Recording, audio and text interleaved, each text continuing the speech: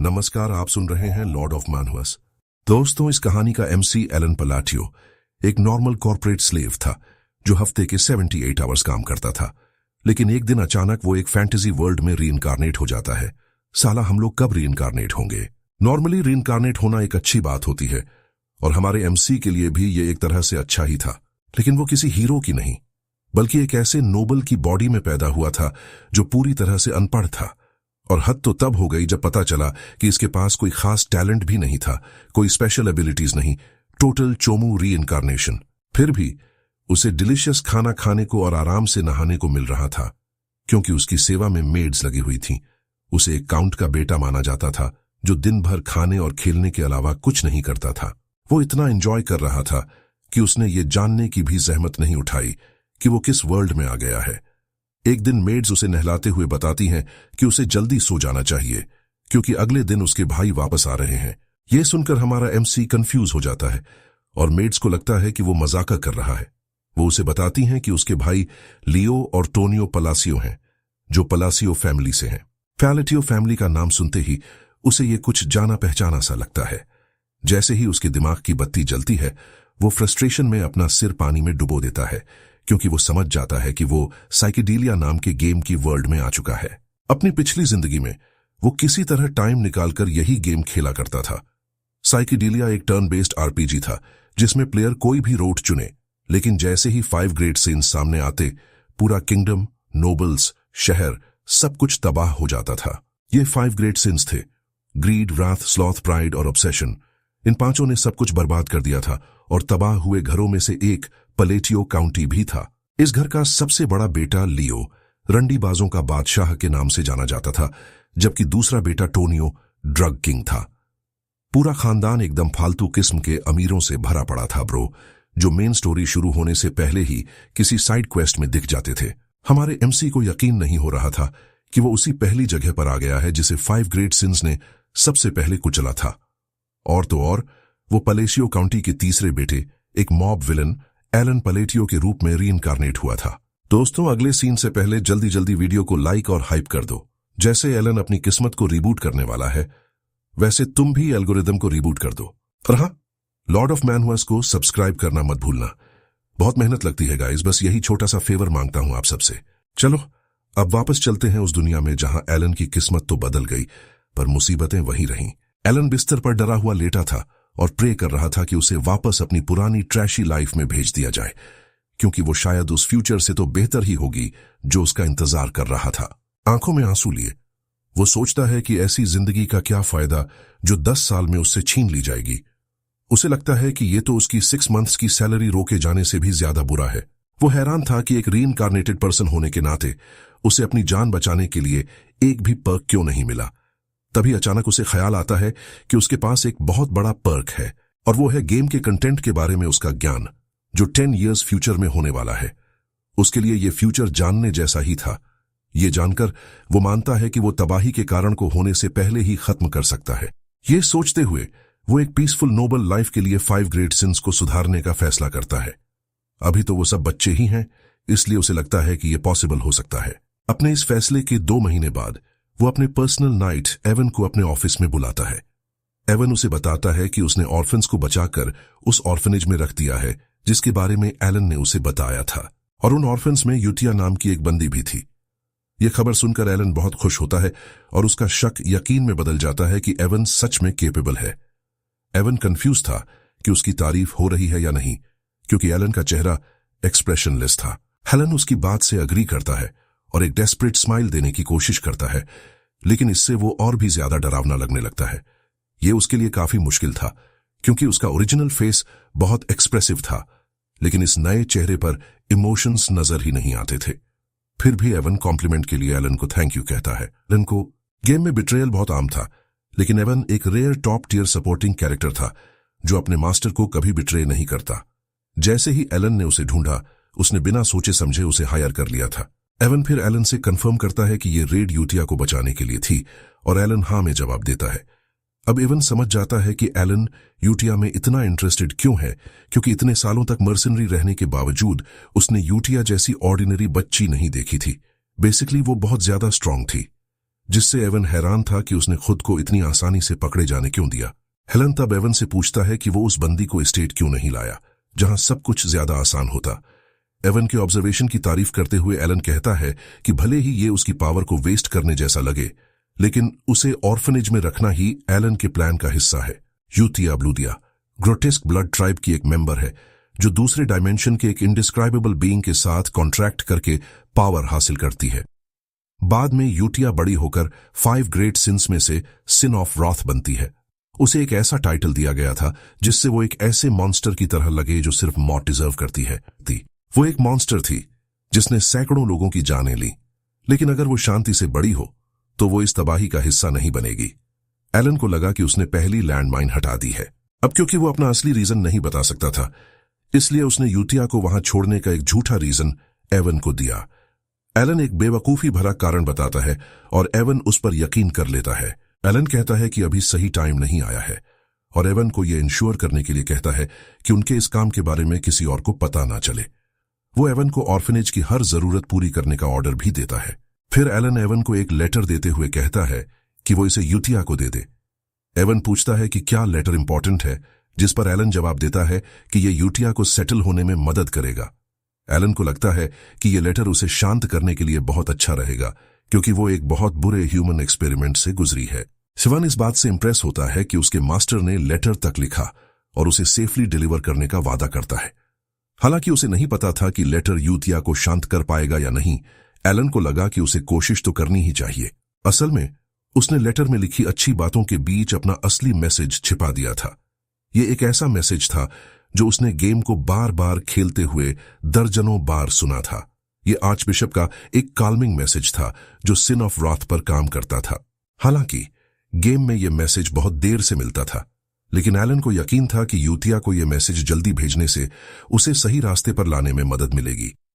Elon को यकीन नहीं हो रहा था कि वो एक मॉन्स्टर से दोस्ती करने की कोशिश कर रहा है, लेकिन क्योंकि वो दूसरे वर्ल्ड के एक बीइंग की पूजा करते थे, उसे लगा कि ये काम करेगा। जब यूथिया को लेटर मिलता है तो वो उसे पढ़ने में एक मोमेंट लेती है और उस एक पल में एवन उसके शरीर से निकल रही जबरदस्त मैजिकल पावर को महसूस कर सकता है, जो कि काफी अब्सर्ड था। वो असल में एक अजीब बच्ची थी जिसके चेहरे पर कोई इमोशंस नहीं थे। यूथिया तब एवन से पूछती है कि क्या सच में एलन ने ही ये लेटर भेजा है, और अपने शरीर में डर महसूस करते हुए भी एवन हाँ कहता है। इसके बाद यूथिया अपने अंदर से एक बहुत डरावना ऑरा छोड़ने लगती है और पूछती है कि एलन खुद क्यों नहीं आया। एवन यकीन नहीं कर पाता कि वो बंदी अपनी इतनी कम उम्र में ही पीक लेवल पर पहुंच चुकी है, तभी तो उसके माना को देखा जा सकता था। एवन तब यूथिया को बताता है कि एलन ने कहा है कि अभी सही टाइम नहीं आया है। ये सुनने के बाद यूथिया आखिरकार शांत हो जाती है, और ये एलन के लेटर में छिपे हिडन मैसेज की वजह से भी था। यूथिया जानती थी कि ये एक ऐसी बात है जो सिर्फ वही इंसान जान सकता है जो उसका मास्टर बनने के लायक हो। खामोशी से भरे चेहरे और ओवरवेलमिंग ऑरा के साथ वो कहती है कि वो आखिरकार अपने मास्टर की इच्छा समझ गई है। मीनवाइल एलन अपने बिस्तर पर लेटा हुआ सोच रहा था कि वो अपनी छोटी सी जिंदगी को बचाने के लिए लिस्ट में अगले बंदे को कैसे ढूंढेगा। कुछ ही समय बाद एलन लाइब्रेरी में तीसरे सिन के बारे में क्लूज ढूंढ रहा था। तभी एवन दौड़ता हुआ आता है और बताता है कि उसने दूसरे सिन को भी बचा लिया है। भले ही एवन पूरी तरह थका हुआ लग रहा था, एलन उससे पूछता है कि क्या उसने बच्चे के साथ सही व्यवहार किया। एवन उसे यकीन दिलाता है कि इलीगल स्लेव मार्केट से उस बच्चे को बचाने के बाद उसने हर वो चीज की जो एलन ने कही थी। तभी एलन का घटिया बड़ा भाई टोनियो कमरे में आता है और उसे जलील करने में जरा भी देर नहीं लगाता।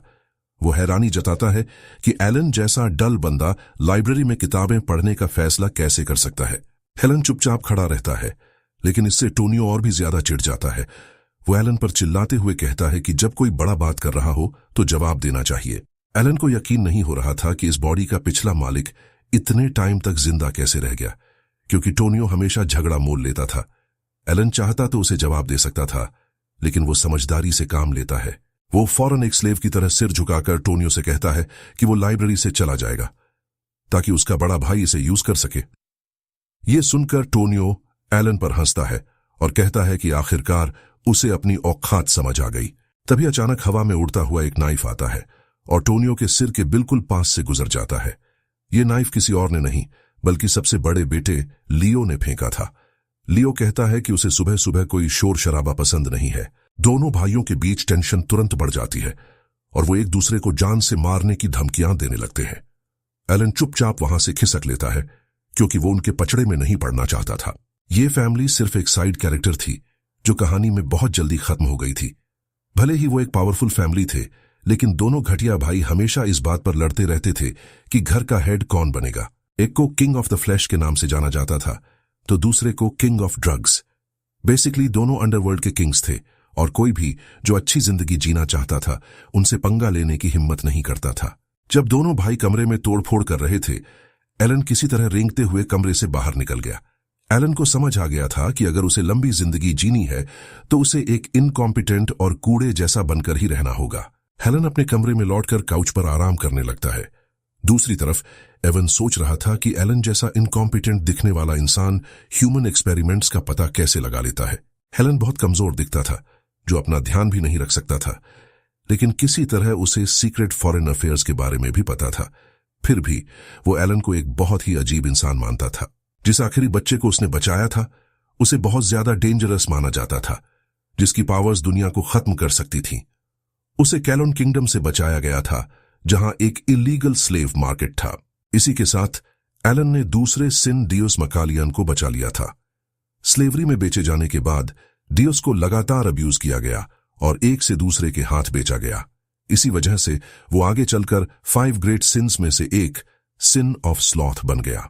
जब डियोस ने अपना कंट्रोल खो दिया तो उसने किंगडम्स को इतने भयानक तरीके से तबाह किया जिसकी कोई कल्पना भी नहीं कर सकता था। ज्यादातर प्लेयर्स तो इस बात से ट्रॉमेटाइज्ड हो गए थे कि डियोस अपने दुश्मनों को खत्म करने में कितना क्रूल था, वो कितना डेंजरस था। ये जानते हुए एलन ने एवन को उसे बहुत प्यार से ट्रीट करने के लिए कहा था। एवन तब एलन से पूछता है कि क्या उसने यूतिया को जो लेटर भेजा है वो दूसरे बच्चे के बारे में है, और एलन हाँ में जवाब देता है। नए लेटर में इंपॉर्टेंट मैसेज के साथ साथ उसने कुछ एक्स्ट्रा इंपॉर्टेंट इन्फॉर्मेशन भी डाली थी। एलन ने यूतिया से उस बच्चे का ख्याल रखने को कहा था क्योंकि वो बहुत कमजोर था, और जैसा उसके मास्टर ने ऑर्डर दिया था यूतिया ने ठीक वही किया। वो डियोस के पास जाकर उसे उसकी डेस्परेट मेंटल सिचुएशन से बाहर निकालने में मदद करती है और उसे बताती है कि उसे एक महान इंसान ने चुना है। यूतिया ने डियोस से कहा कि अगर वो एलन की पूरी लॉयल्टी के साथ सेवा करेगा तो उसे उन लोगों से बदला लेने का मौका मिलेगा जिन्होंने उसके साथ गलत किया था। यूतिया की मदद से डियोस अपनी पावर को अनलीश करने के साथ साथ उसे कंट्रोल में भी रखना सीख लेता है। दूसरी तरफ एलन पैनिक कर रहा था क्योंकि उसे नहीं पता था कि तीसरा बॉस कहां है। तभी एवन कमरे में आकर एलन को बताता है कि दूसरा बेटा टोनियो मर चुका है। यह सुनकर एलन सच में शॉक हो जाता है क्योंकि टोनियो को अभी नहीं मरना चाहिए था।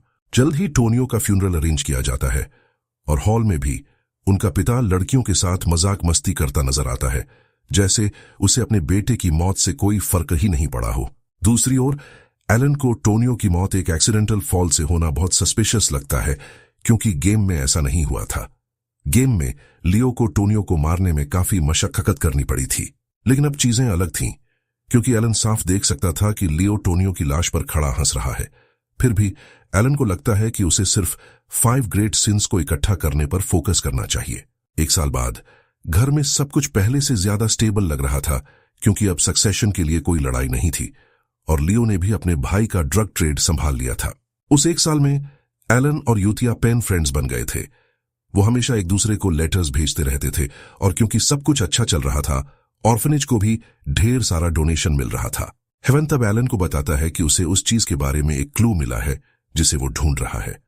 यह सुनकर एलन खुश हो जाता है क्योंकि इसका मतलब था कि उसे तीसरे बॉस के बारे में एक एंशिएंट रिकॉर्ड मिला है। एलन को खुशी थी कि आखिरकार उसने तीसरे बॉस को भी ढूंढ लिया। एलन के लिए तो ये एक पीसफुल शाम थी, लेकिन एक ड्रग डिस्ट्रीब्यूशन साइट पर ऐसा बिल्कुल नहीं था। लियो के अंडर काम करने वाले 2 high ranking officers warehouse पहुंचते हैं तो देखते हैं कि उनके दर्जनों साथी खून में लथपथ पड़े हैं। जो अभी भी जिंदा थे वो खुद को ऐसे मारने लगते हैं जैसे उन्होंने अपने शरीर पर से कंट्रोल खो दिया हो। वो सबसे भयानक तरीके से अपने गले में चाकू घोंप रहे थे। जल्द ही उन 2 ऑफिसर्स का भी वही हाल होता है जो उनके साथियों का हुआ था। पता चलता है कि इस सब के पीछे डियोस का हाथ था और उसे यूतिया सुपरवाइज कर रही थी। बुरे लोगों को खत्म करने के बाद डियोस यूतिया से पूछता है कि क्या उनके इस काम का कोई मतलब भी है, जिस पर यूतिया उसे यकीन दिलाती है कि इसका मतलब है। यूतिया देव से पूछती है कि क्या उसे उन बुरे लोगों पर तरस आ रहा है, लेकिन वो कहता है नहीं, क्योंकि वही लोग दूसरों को सब्सटेंसेस लेने पर मजबूर करते थे। वो तो बस ये जानना चाहता था कि उनके रिवेंज प्लान के लिए इसका क्या मतलब है। यूदिया तब उसे यकीन दिलाती है कि ये उनके मास्टर की वापसी के लिए स्टेज सेट कर रहा है, और क्योंकि वो आ रहे हैं तो वो उनके थ्रोन को अस्त व्यस्त हालत में नहीं छोड़ सकते। डेओस को आखिरकार वो सब कुछ समझ आ जाता है जो यूदिया उसे समझा रही थी, और सीन छोड़ने से पहले वो वेयरहाउस को पूरी तरह से तबाह कर देते हैं। वो जमीन पर एक ब्लू मून का साइन छोड़कर जाते हैं, क्योंकि वो खुद को ब्लू मून मानते थे जो एलन की ब्लेड थे। एक और साल बाद सब कुछ स्मूथली चल रहा था जब एवन उसे रिपोर्ट करने आता है कि उसने 5वें बच्चे को भी बचा लिया है। 5वां बच्चा भी ऑर्फनेज भेज दिया गया था, और एलन अपनी खुशी रोक नहीं पा रहा था कि उसने अपनी सबसे बड़ी चिंता को दूर कर लिया है। अपनी मेहनत के बदले एलन एवन को सबसे अच्छी मिठाई खिलाता है जो वो उसके लिए ला सकता था। तीसरे सिन, रिने, ग्रीड को ढूंढना सबसे मुश्किल था, लेकिन वो अपने गेमर नॉलेज की वजह से ये भी करने में कामयाब रहे। एवन ने भी ये इंश्योर करने के लिए पूरी मेहनत की कि अंत में सब कुछ ठीक हो जाए। एलन तब एवन से कहता है कि वो कुछ समय के लिए आराम कर सकता है, क्योंकि वो काफी टाइम से भाग दौड़ कर रहा था। एवन पूछता है कि क्या ऑर्फनेज का मिशन पूरा हो गया है, जिस पर एलन हाँ कहता है। ये सुनकर एवन को राहत मिलती है, और वो एलन से पूछता है कि क्या वो खुश नहीं है, क्योंकि वो ऐसा दिख नहीं रहा। लेकिन एलन उसे यकीन दिलाता है कि वो खुश है, बल्कि वो तो क्लेम करता है कि वो इस समय स्माइल कर रहा है, भले ही उसका चेहरा इसका उल्टा बता रहा हो। एवन के पास एलन की बात मानने के अलावा कोई चारा नहीं था। एलन जमीन पर लेट जाता है इस राहत के साथ कि सब कुछ वैसा ही हो रहा है जैसा वो चाहता है, क्योंकि ये बच्चे सिर्फ अपने बुरे पास्ट की वजह से ईविल बने थे। उसने उन सबको बचाने का मिशन बनाया था, और उसे पहले यकीन नहीं था कि वो ये कर पाएगा। हेलन फिर एवन से ऑर्फनेज के स्टेटस के बारे में पूछता है, और एवन उसे एक लेटर देता है। एवन उसे यकीन दिलाता है कि सब कुछ उम्मीद के मुताबिक स्मूथली चल रहा है। पहले तो बच्चे टूटी हुई डॉल्स की तरह थे, लेकिन अब किसी तरह वो खिलखिलाने लगे थे। ये सुनकर एलन को राहत मिलती है, क्योंकि अब उन्हें केयर टेकर्स हायर करने की जरूरत नहीं पड़ेगी। एलन को यूतिया पर गर्व होता है, क्योंकि उसे उम्मीद नहीं थी कि वो बच्चों की देखभाल करने का प्रेशर हैंडल कर पाएगी।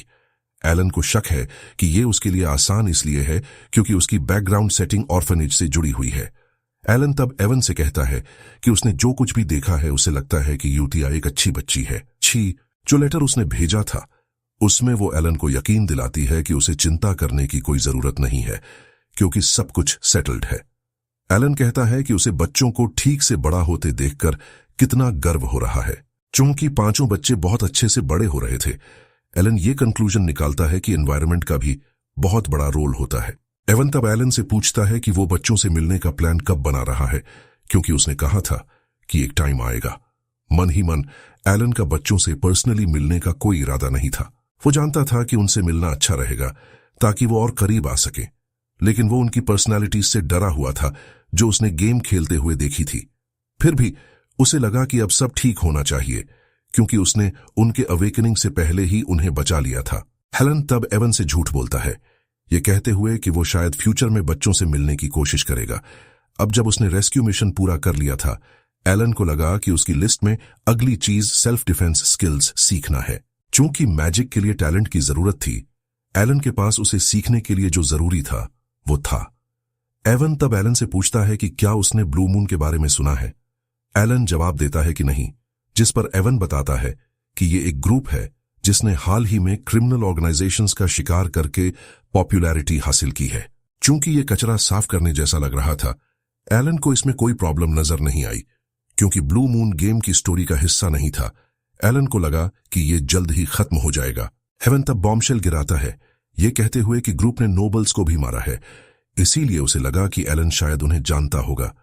ये सुनते ही एलन एवन से कहता है कि वो आज से उसके पास वाले कमरे में सोना शुरू कर दे।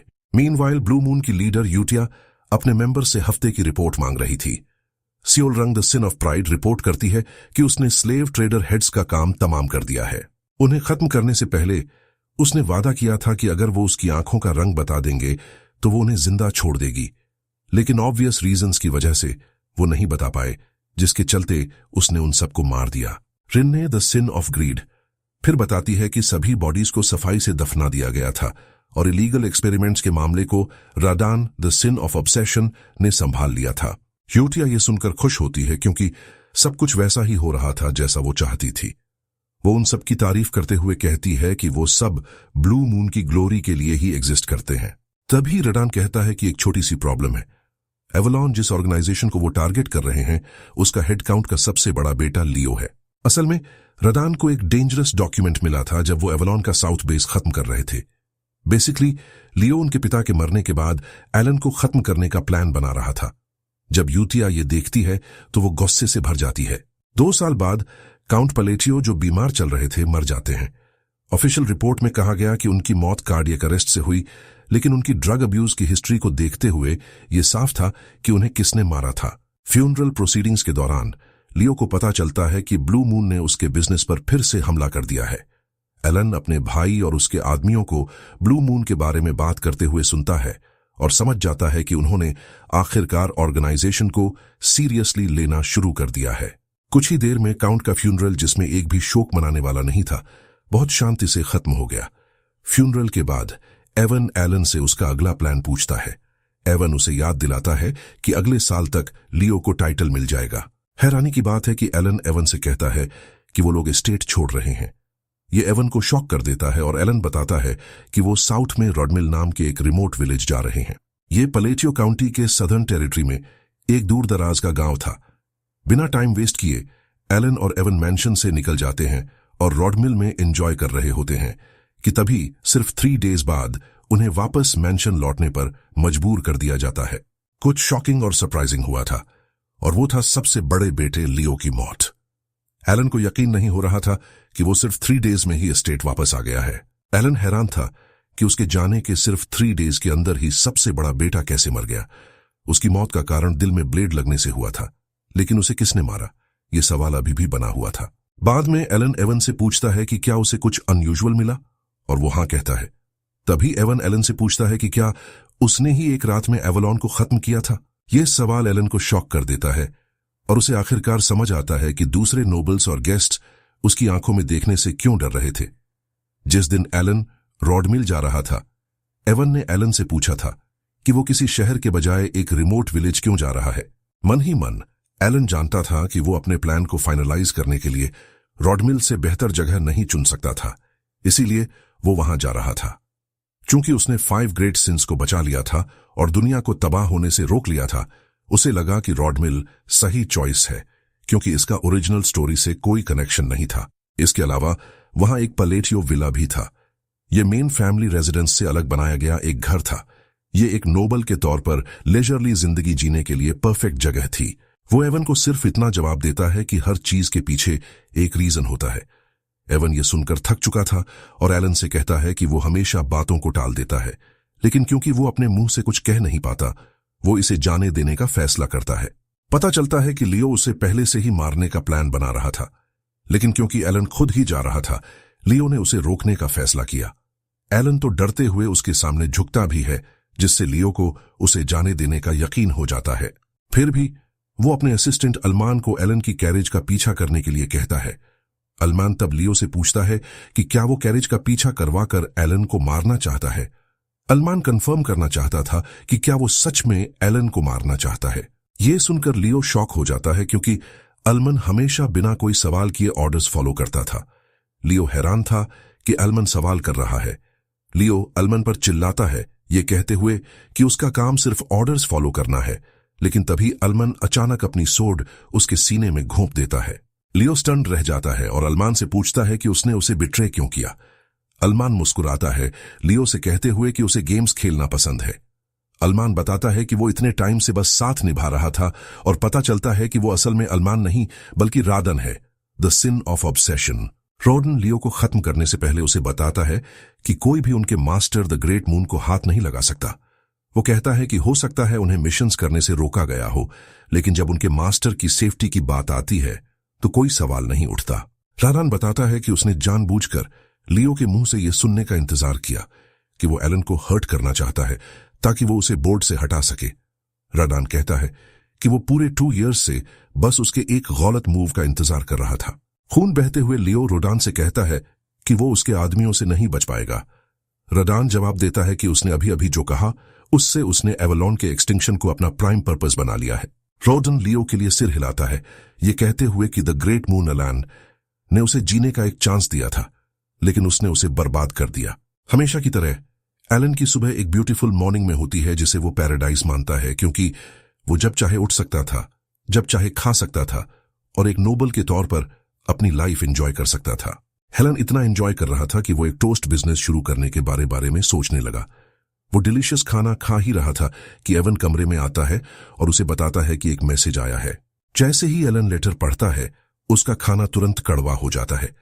लेटर में लिखा था कि उसे स्टेट वापस लौटना है क्योंकि उसके भाई की मौत हो गई है। बस उन सिंपल वर्ड्स से उसका तथाकथित पैराडाइज सिर्फ 3 डेज में खत्म हो गया। दुख में वो स्टेट लौटता है और नोटिस करता है कि हर कोई उसे बहुत अजीब तरह से रिएक्ट कर रहा है। तभी एवन उससे पूछता है कि वो एक मास्टरमाइंड कब बन गया जो एवलॉन को डिस्ट्रॉय कर सका। हेलन को आखिरकार समझ आता है कि वो किसी बहुत ही क्रेजी सिचुएशन में फंस गया है। एलन तब एवन से पूरी सिचुएशन एक्सप्लेन करने के लिए कहता है कि वो एक मास्टरमाइंड कैसे बन गया। एवन बस इतना कहता है कि इस केओस से फायदा उठाने वाला सिर्फ वही है। एवन आगे बताता है कि उनके कंपाउंड से निकलने के बाद लियो का मर्डर हुआ, जो उसके लिए एक परफेक्ट एलिबाई है। इसके अलावा इससे वो बिना किसी राइवल के एयर की पोजीशन पर प्रमोट हो गया। एवन बताता है कि चूंकि एवलॉन खत्म हो गया है, एलन को अब परेशान करने वाला कोई नहीं होगा। इन सबको मिलाकर एवन कहता है कि एलन काउंटी का मास्टरमाइंड बन गया है। एवन अपनी भी तारीफ करता है, ये कहते हुए कि वो एक सोर्ड मास्टर है और एलन के कमांड में है। एलन इन सबसे पूरी तरह कंफ्यूज्ड हो जाता है और एवन से पूछता है कि क्या उसे मजा आ रहा है, क्योंकि वो नाचता हुआ लग रहा है। एलन बैठकर हुई हर चीज के बारे में सोचने लगता है।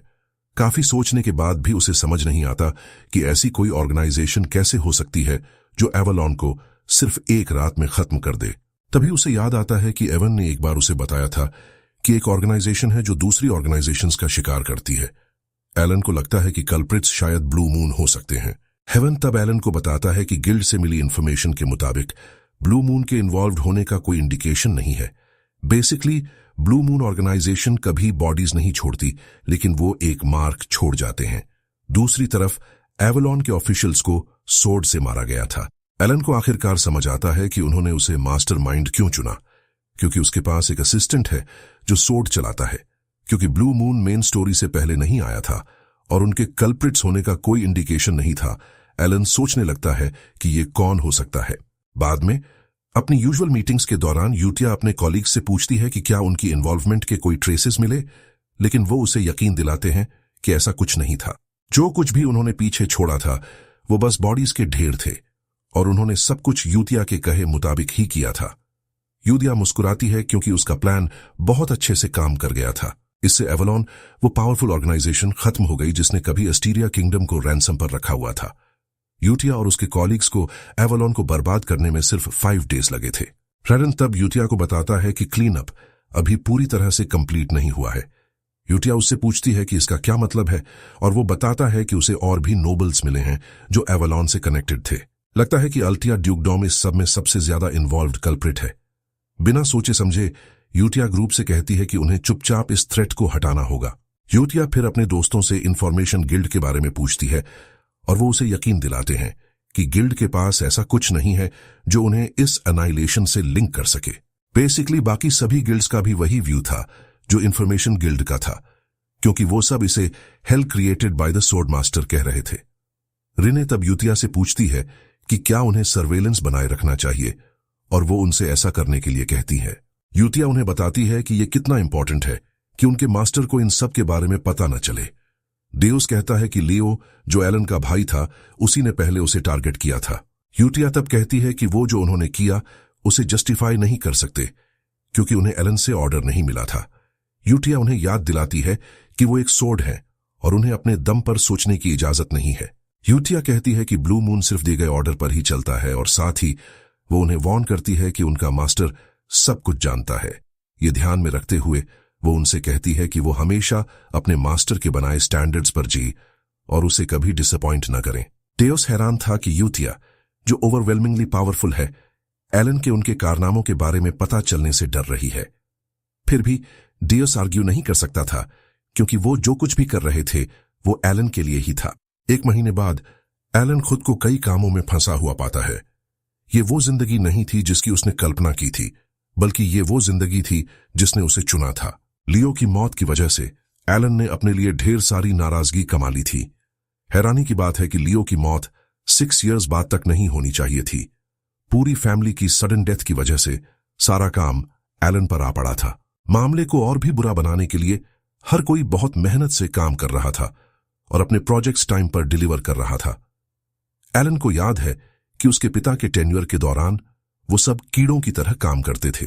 उसे नहीं पता था कि सर्वेंट्स और वर्कर्स बहुत मेहनत कर रहे थे ताकि वो उसके बैड साइड पर ना आ जाए और कहीं किसी गड्ढे में न मिले।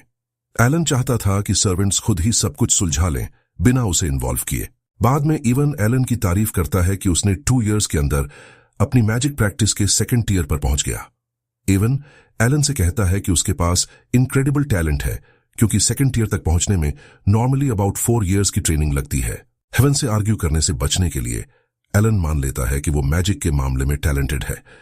बेसिकली एलन अपनी सारी नॉलेज मैजिक डिफेंस में लगा रहा था, क्योंकि वो नर्वस था। जो टेक्निक वो सीख रहा था उसके लिए बहुत ज्यादा मैजिक कंट्रोल की जरूरत थी, लेकिन एलन को नहीं लगता था कि वो इसमें अच्छा हो पाएगा। शुरू में एलन एक्साइटेड था क्योंकि उसे लगा था कि प्लान खत्म होने के बाद कोई और डेंजर नहीं होगा। इससे वो बिना स्ट्रेस के सेल्फ स्टडी कर सकता था। लेकिन रीसेंट कॉल फॉर सिक्योरिटी के साथ एलन को रियलाइज हुआ कि उसका मोनोहोल बहुत छोटा है। बेसिकली मोनोहोल जिसके साथ इंसान पैदा होता है वो एक एथलीट के बॉडी टाइम की तरह होता है जो जन्म से फिक्स्ड होता है, और जब एलन के मोनोहोल की बात आती है तो वो काफी छोटा था, इतना छोटा कि उसकी ट्रेनिंग भी उसे कवर नहीं कर सकती थी। हेलन अपनी स्ट्रेसफुल लाइफ के बारे में सोच रहा था जब एवन उसे इन्फॉर्म करता है कि एक डांस इन्विटेशन आया है। एलन हैरान था कि उसे एक डांस पार्टी में इनवाइट किया गया है, लेकिन उसके पास अटेंड करने के अलावा कोई चारा नहीं था। हॉल में कदम रखते ही एलन कंप्लेन करता है कि वो पहले ही थक चुका है। ये पार्टी नोबल्स के बीच नेटवर्किंग के लिए एक रेगुलर बॉल थी जो एस्टीरिया किंगडम के सदर्न रीजन में हेल्ड की गई थी। एलन भी बॉल पार्टी से कनेक्शंस बनाने के बारे में सोचता है क्योंकि वो जल्द ही काउंट बनने वाला था। एलन को लगता है कि दूसरे नोबल्स के साथ अच्छे कनेक्शन फ्यूचर में उसकी सिक्योरिटी इंश्योर कर सकते हैं। एलन अपना मूव बनाता है, लेकिन सभी नोबल्स उसे ऐसे अवॉइड करने लगते हैं जैसे वो कोई बीमारी हो। एवन उसे कंसोल करता है, ये कहते हुए कि वो अपसेट ना हो, लेकिन एलन अपसेट था ही नहीं। हेलन को पहले से ही ऐसा कुछ होने की उम्मीद थी। एलन एवन से कहता है कि उसे कुछ देर के लिए बाहर जाना है। एलन ड्रिंक टेबल की तरफ चलता है और अपने मूव के बारे में सोचता है, भले ही उसे ब्लैक शीप होने की वजह से अवॉइड किया जा रहा था। एलन अपनी करंट सिचुएशन को अपनी सोशल स्किल से सॉल्व करने के लिए तैयार था, जिसकी उसने सीक्रेटली प्रैक्टिस करने का दावा किया था। एक वाइन कप उठाकर वो एक बंदी के पास जाता है और कहता है कि ड्रिंक कितनी अच्छी है। वो उस बंदी से कहता है कि वो कुछ बॉटल्स घर ले जाना चाहेगा, और वो स्माइल के साथ कॉन्वर्सेशन खत्म करने की कोशिश करता है, लेकिन जैसा एक्सपेक्टेड था उसकी स्माइल बहुत डरावनी लगती है। डर से कांपती हुई वो बंदी एलन से कहती है कि वो अपने पिता से इसे अरेंज करने के लिए कहेगी, और इससे पहले कि एलन कुछ और कहता वो भाग जाती है। एलन खुद को अकेला पाता है, जबकि घर में मौजूद दूसरे गेस्ट्स फुसफुसाने लगते हैं कि एलन ने जरूर उस इनोसेंट बंदी को थ्रेटन किया होगा जिससे वो भाग गई। बल्कि उन्हें लगता था कि एलन अपने मरे हुए भाइयों से भी ज्यादा बुरा है। एलन खुद को इस रियलिटी से बहलाने की कोशिश करता है कि वो बंदी उससे डर गई थी, और ये कंक्लूजन निकालता है कि वो जरूर शाय होगी। हेवन एलन को कंसोल करने के लिए आता है और वो उन सभी सैक्रिफाइसेस के बारे में बताता है जो उसने सब कुछ अच्छा करने के लिए किए थे। उसे आखिरकार समझ आता है कि पलेटियो नाम उसकी सोच से भी ज्यादा ड्रेडफुल है। चूंकि रूमर्स ने क्लेम किया था कि उसने अपने भाइयों को मरवाया है, वो ऑटोमेटिकली वो इंसान बन गया था जिससे कोई एसोसिएट नहीं होना चाहता था। कमरे से तंग आकर एलन एवन से कहता है कि उसे कुछ ताजा हवा चाहिए। मीनवाइल एक peculiar red headed woman Alan पर नजर रखे हुए थी।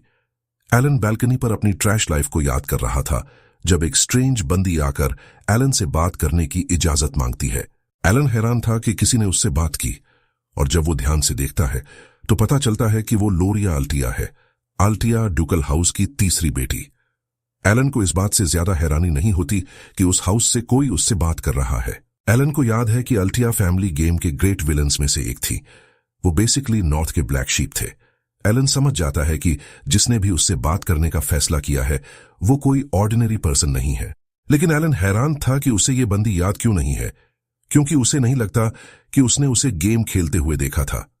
तभी लोरिया सीधे पॉइंट पर आती है और एलन से कहती है कि उसे उसकी स्ट्रेंथ की जरूरत है क्योंकि जल्द ही उसका असैसिनेशन होने वाला है। हेलन ये सुनकर शॉक हो जाता है और वो बंदी बताती रहती है कि अब तक वो अपने पिता के प्रोटेक्शन में थी क्योंकि वो उसकी मिस्ट्रेस की बेटी है, लेकिन अब उसके पिता बीमार पड़ गए हैं और उसे डर है कि उसकी बहनें उसे खत्म कर देंगी।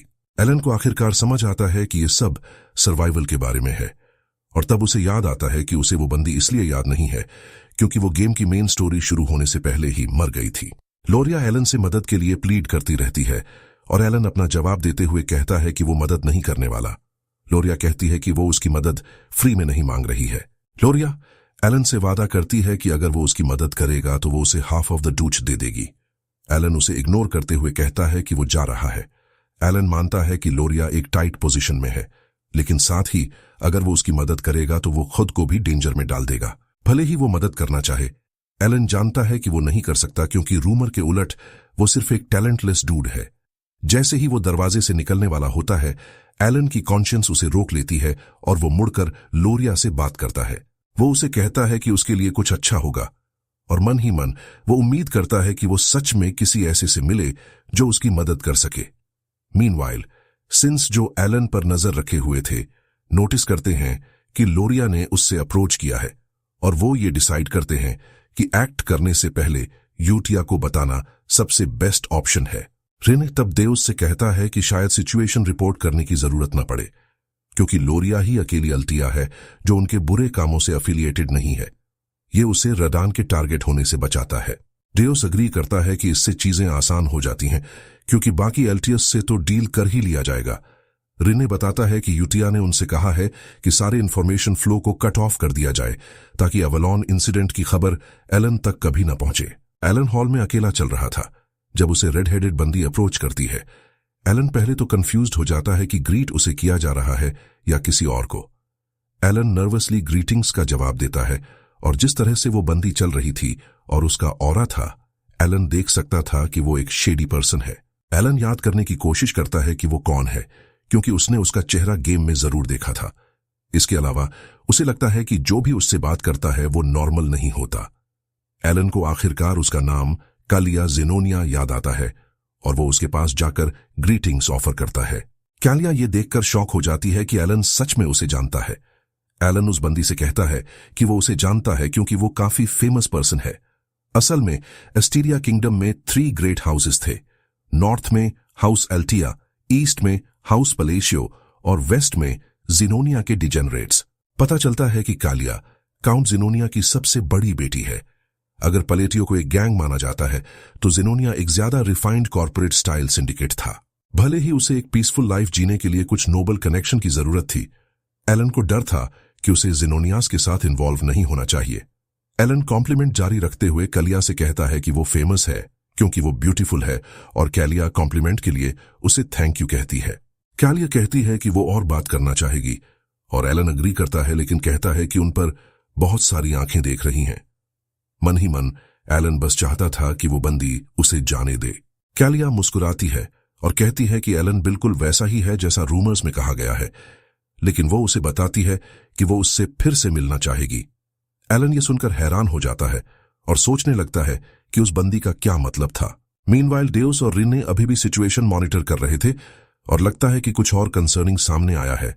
डेउस रिने को बताता है कि एक वियर्ड डूड है जो एलन का पीछा कर रहा है। चूंकि इसके बारे में कोई डायरेक्ट ऑर्डर्स नहीं थे, रिने सजेस्ट करता है कि वो ऑब्जर्व करें, लेकिन जरूरत पड़ने पर एलिमिनेशन के लिए मूव करें। बाद में एलन और एवन एक कैनियन में जाते हैं जिसे एलन रिपोर्टेडली ढूंढ रहा था। हेवन को इस सब पर शक था और वो एलन से कहता है कि कैनियन के अंदर अंधेरा है, भले ही दिन का उजाला हो। दूसरी तरफ एलन इस बात पर खुश हो रहा था कि आखिरकार उसे अपना ऑब्जेक्टिव मिल गया है। वो प्रे करता है कि वो सही साइट पर हो, क्योंकि अगर ये गलत निकली तो वो डिप्रेशन में चला जाएगा। अंदर घुसते ही एलन को राहत मिलती है कि ये बिल्कुल वही है जिसे वो ढूंढ रहा था। बेसिकली गेम में इसे ढूंढना आसान था, जबकि रियल लाइफ में इसकी लोकेशन जानने में उसे काफी मेहनत करनी पड़ी थी। हेलन असल में एक सर्टेन लैब्रिंथ की वजह से कैनियन आया था, द लैब्रिंथ ऑफ विस्पर्स। अगर वो 8 चेंबर्स में रिडल्स सॉल्व कर सका तो उसे रिवॉर्ड के तौर पर एक वैल्यूएबल आर्टिफैक्ट जीतने का चांस मिल सकता है। चूंकि उसे पूरा वॉक थ्रू अभी भी याद था, उसे लगा कि अब लेवल 1 ग्राइंडिंग का मजा लेने का टाइम आ गया है। लैब्रिंथ के एंट्रेंस पर खड़े होकर एलन हैरान था, क्योंकि ये पहली बार था जब वो इसे रियल लाइफ में देख रहा था। एवन तब बताता है कि कैनियन लगता है हाथों से बनाया गया है, और वो सवाल करता है कि एलन इस जगह को भी कैसे जानता है। एलन कैजुअली कहता है कि वो यहां अक्सर आता रहता है, और ये सुनकर एवन शॉक हो जाता है। ये रियलाइज करते हुए कि एवन पहले से ही ओवरथिंक कर रहा है, एलन उसे कहता है कि वो सिर्फ मजाक कर रहा था। लैबिरिंथ में कदम रखते ही उनका सामना कई मॉन्स्टर्स से होता है जो छत से लटके हुए थे, इस इंतजार में कि वो रिडल गलत करें और उन्हें कुचल दिया जाए। जब एवन फ्रीक आउट कर रहा था, एलन काम रहता है और ये एवन को शॉक कर देता है। एलन सिर्फ रिडल पर फोकस करता है, जबकि एवन अपना दिमाग खपा रहा था कि वो एलन को समझने में कितनी बार फेल हो चुका है। एवन गहराई से सोचता है और उसे रियलाइज होता है कि उन्होंने जितने भी मिशंस किए हैं वो कभी भी एक दूसरे से रिलेटेड नहीं थे। एक ईविल ऑर्गेनाइजेशन को खत्म करने से लेकर एक स्लेव को बचाने तक, किसी का डेट चुकाने से लेकर एक ऑर्फन की मदद करने तक, और भी बहुत कुछ। ये एवन को सवाल करने पर मजबूर कर देता है कि एलन लैबिरिंथ के बारे में कैसे जानता है जब एलन स्टेट से बाहर भी नहीं निकलता। तभी एलन कहता है कि उसने रिडल सही कर ली है, लेकिन उन्हें जायंट हैंड के अपना काम खत्म करने का इंतजार करना होगा। भले ही एवन एलन के बारे में क्यूरियस था, वो जानता था कि उनके हर मिशन से कुछ अच्छा ही निकलता है। दरवाजा खुलने लगता है और एवन सोचने लगता है कि एलन आखिरकार फिर से क्या प्लान कर रहा है। जब दरवाजा आखिरकार खुलता है तो उनका सामना बड़े से कमरे में पड़े अनगिनत ट्रेजर्स से होता है। दूर एक गॉन्टलेट रखा हुआ था जिस पर रिंग्स थीं। अपेरेंटली एलन का एकमात्र मिशन उस पर लगी एक ब्लैक रिंग थी। एवन हैरान था कि उनका एकमात्र गोल ये है, क्योंकि ये पूरी तरह से यूजलेस लग रही थी। एलन रिंग निकालता है और रियलाइज करता है कि ये उसके हाथ के लिए बहुत बड़ी है, लेकिन वो उसे ले लेता है। वो एवन से कहता है कि उसने जो ट्रेजर्स पैक किए हैं उन्हें छोड़ दे, क्योंकि वो सिर्फ मुसीबत लाएंगे। लैबिरिंथ से निकलते हुए एवन को यकीन दिलाता है कि बाहर के रास्ते में कुछ भी डेंजरस नहीं है। एलन वॉक थ्रू के लिए थैंकफुल था, क्योंकि उसने चीजों को उसके लिए आसान बना दिया था। कुछ ही देर में वो एक छोटी सी प्रॉब्लम में फंस जाते हैं। कुछ स्टोन गोलेम्स ने रास्ता ब्लॉक कर दिया था और एवन पहले से ही सोच रहा था कि वो एलन को वहां से कैसे निकालेगा। तभी एलन उसे कहता है कि उसे चिंता करने की कोई जरूरत नहीं है, क्योंकि वो गोलेम्स को हैंडल कर लेगा। एलन को बताने की कोशिश करता है कि एस्केप ही उनकी नंबर 1 प्रायोरिटी है, चाहे वो कुछ भी प्लान कर रहा हो। एलन गोलेम्स की तरफ बढ़ता है और अपनी रिंग वाली फिंगर उठाता है। एवन वरीड था कि एलन खुद को मरवा लेगा, क्योंकि उसका टियर 2 मैजिक गोलेम्स के खिलाफ यूजलेस है। जब वो गोलेम्स के काफी पास पहुंच जाता है, एलन रिंग का इस्तेमाल करके कंस्ट्रेंट इंस्ट्रक्शन को एक्टिवेट करता है। टाइम रुक जाता है और एलन खुद को एक एम्प्टी डायमेंशन में पाता है, जहां सिस्टम उसे बताता है कि उसके पास 2 कंस्ट्रेंट्स हैं जिन्हें वो एनैक्ट कर सकता है। एलन को याद है कि गेम में उसकी करंट पोजीशन पर एक सिलेक्शन विंडो आती थी। एबिस में एक जायंट फेस घूर रहा था और एलन को यकीन था कि लैबिरिंथ क्लियर करने का रिवॉर्ड कंस्ट्रेंट इंस्ट्रक्शन ही है। जैसा कि नाम से पता चलता है, ये एक अब्जॉर्प्शन टाइप आर्टिफैक्ट था जो पावर के बदले यूजर पर रिस्ट्रिक्शंस लगाता था। जो वॉइस अभी एलन से बोली थी उससे सब कुछ बहुत रियल लग रहा था। एलन तब अपना फर्स्ट कंस्ट्रेंट बताता है। स्पेल बोलने के बाद बीइंग उससे पूछता है कि वो क्या हासिल करना चाहता है, और एलन कहता है कि वो वर्ल्ड के लॉज को थोड़ा और ट्विस्ट करना चाहता है। अपना क्लेम रखने के बाद सिस्टम उसका फर्स्ट कंस्ट्रेंट ग्रांट कर देता है, और अपने सेकंड कंस्ट्रेंट के लिए वो सेम प्रोसीजर फॉलो करता है और सिस्टम उससे पूछता है कि वो इससे क्या चाहता है। एलन बस जवाब देता है कि उसकी रिक्वेस्ट पहले जैसी ही है। बीइंग एलन को जवाब देने से पहले 1 मिनट लेता है और एलन को डर लगता है कि उसने सब गड़बड़ कर दिया है। एलन जानता था कि कंस्ट्रेंट के लिए सील्स और वर्ड्स दोनों चुनने से हाईएस्ट मैजिक अटैक पावर मिलती है। जब वो गेम खेल रहा था, उसने सभी हैंड साइंस और फ्रेजेस मास्टर कर लिए थे, जिसका मतलब था कि उसकी रिक्वेस्ट ग्रांट होनी ही चाहिए थी। तभी बीइंग उसकी रिक्वेस्ट ग्रांट कर देता है और वॉइस उसे कहती है कि उसे फॉरगॉटन गॉड से रिलेटेड हर चीज याद रखने के लिए बहुत इंपॉर्टेंट माना जाता है। वॉइस तब उसे फॉरगॉटन गॉड की विल को आगे बढ़ाने के लिए कहती है, जिससे एलन कंफ्यूज्ड हो जाता है। बीइंग के बात खत्म करने के बाद एलन के हाथ में लगी रिंग अब्सॉर्ब हो जाती है, जो इस बात का साइन था कि कंस्ट्रेंट ने सक्सेसफुली काम किया है। तभी एलन रियल वर्ल्ड में लौटता है जब एवन उसे गोलेम के रास्ते से हटाने की कोशिश कर रहा था, लेकिन एलन अपनी मैजिक पावर का सहारा लेता है। पर अपनी पूरी माना यूज करने के बाद भी उसने जो लाइटनिंग का स्फीयर बनाया था वो छोटा ही रहता है। चूंकि उसकी अपनी मैजिक पावर ट्रैश थी, वो कंस्ट्रेंट की पावर को टेस्ट करने का फैसला करता है, उसे वो प्राइस देकर जो वो मांगता है। एलन गोलेम की तरफ ऑर्ब लेकर आगे बढ़ता है। चारों तरफ फैले केओस के बीच एलन की आवाज गुफा में गूंजी। उसने कहा, यह रिस्ट्रिक्शन की लिमिट और उसकी कीमत को टेस्ट करने का टाइम है। अपनी आवाज ऊंची करते हुए उसने रिफ्रैक्शन ब्लू कमांड किया। एक पावरफुल एनर्जी ने उसके हाथों को घेर लिया और वो डिटर्मिनेशन से आगे देखने लगा। उसने फिर से चिल्लाकर रिबाउंड कहा। एक गरजती हुई थंडर वेव निकली, जिसकी गूंज से उस मैसिव गोलेम का थ्रोन हिल गया। फिर एलन एक बार और चिल्लाया, ब्लू लाइटनिंग। ब्लू और पर्पल थंडर की एक वेव उसके सबसे स्ट्रॉन्गेस्ट मैजिकल कैनन के साथ मर्ज हो गई, जिससे एक बहुत बड़ा ग्लोइंग सर्कल बन गया। उसकी डिस्ट्रक्टिव पावर ओवरवेलमिंग थी। लाइटनिंग ने हवा को चीर दिया, जिससे गुफा की दीवारें हिलने लगीं। डजन्स ऑफ गोलेम्स उसकी तरफ चार्ज करने लगे, लेकिन एलन बिना हिले खड़ा रहा। उसने हवा में 3 मिस्टिकल हैंड साइंस बनाते हुए कहा, आई लिंगर दिस फ्रैक्शन। एक झटके के साथ उसकी उंगली पर थंडर एनर्जी इग्नाइट हुई, जो एक स्टॉर्म में बदल गई और उसने हर गोलेम को राख में बदल दिया। उसकी पावर के शेयर प्रेशर से पूरा शेल्टर कोलैप्स हो गया। हेवन, उसका लॉयल नाइट, ये सब डिसबिलीफ में बस देखता रह गया। उसने हैरान होकर पूछा, क्यों यंग मास्टर, आपने ये सब कैसे किया? थंडर का असर अभी भी बाकी था।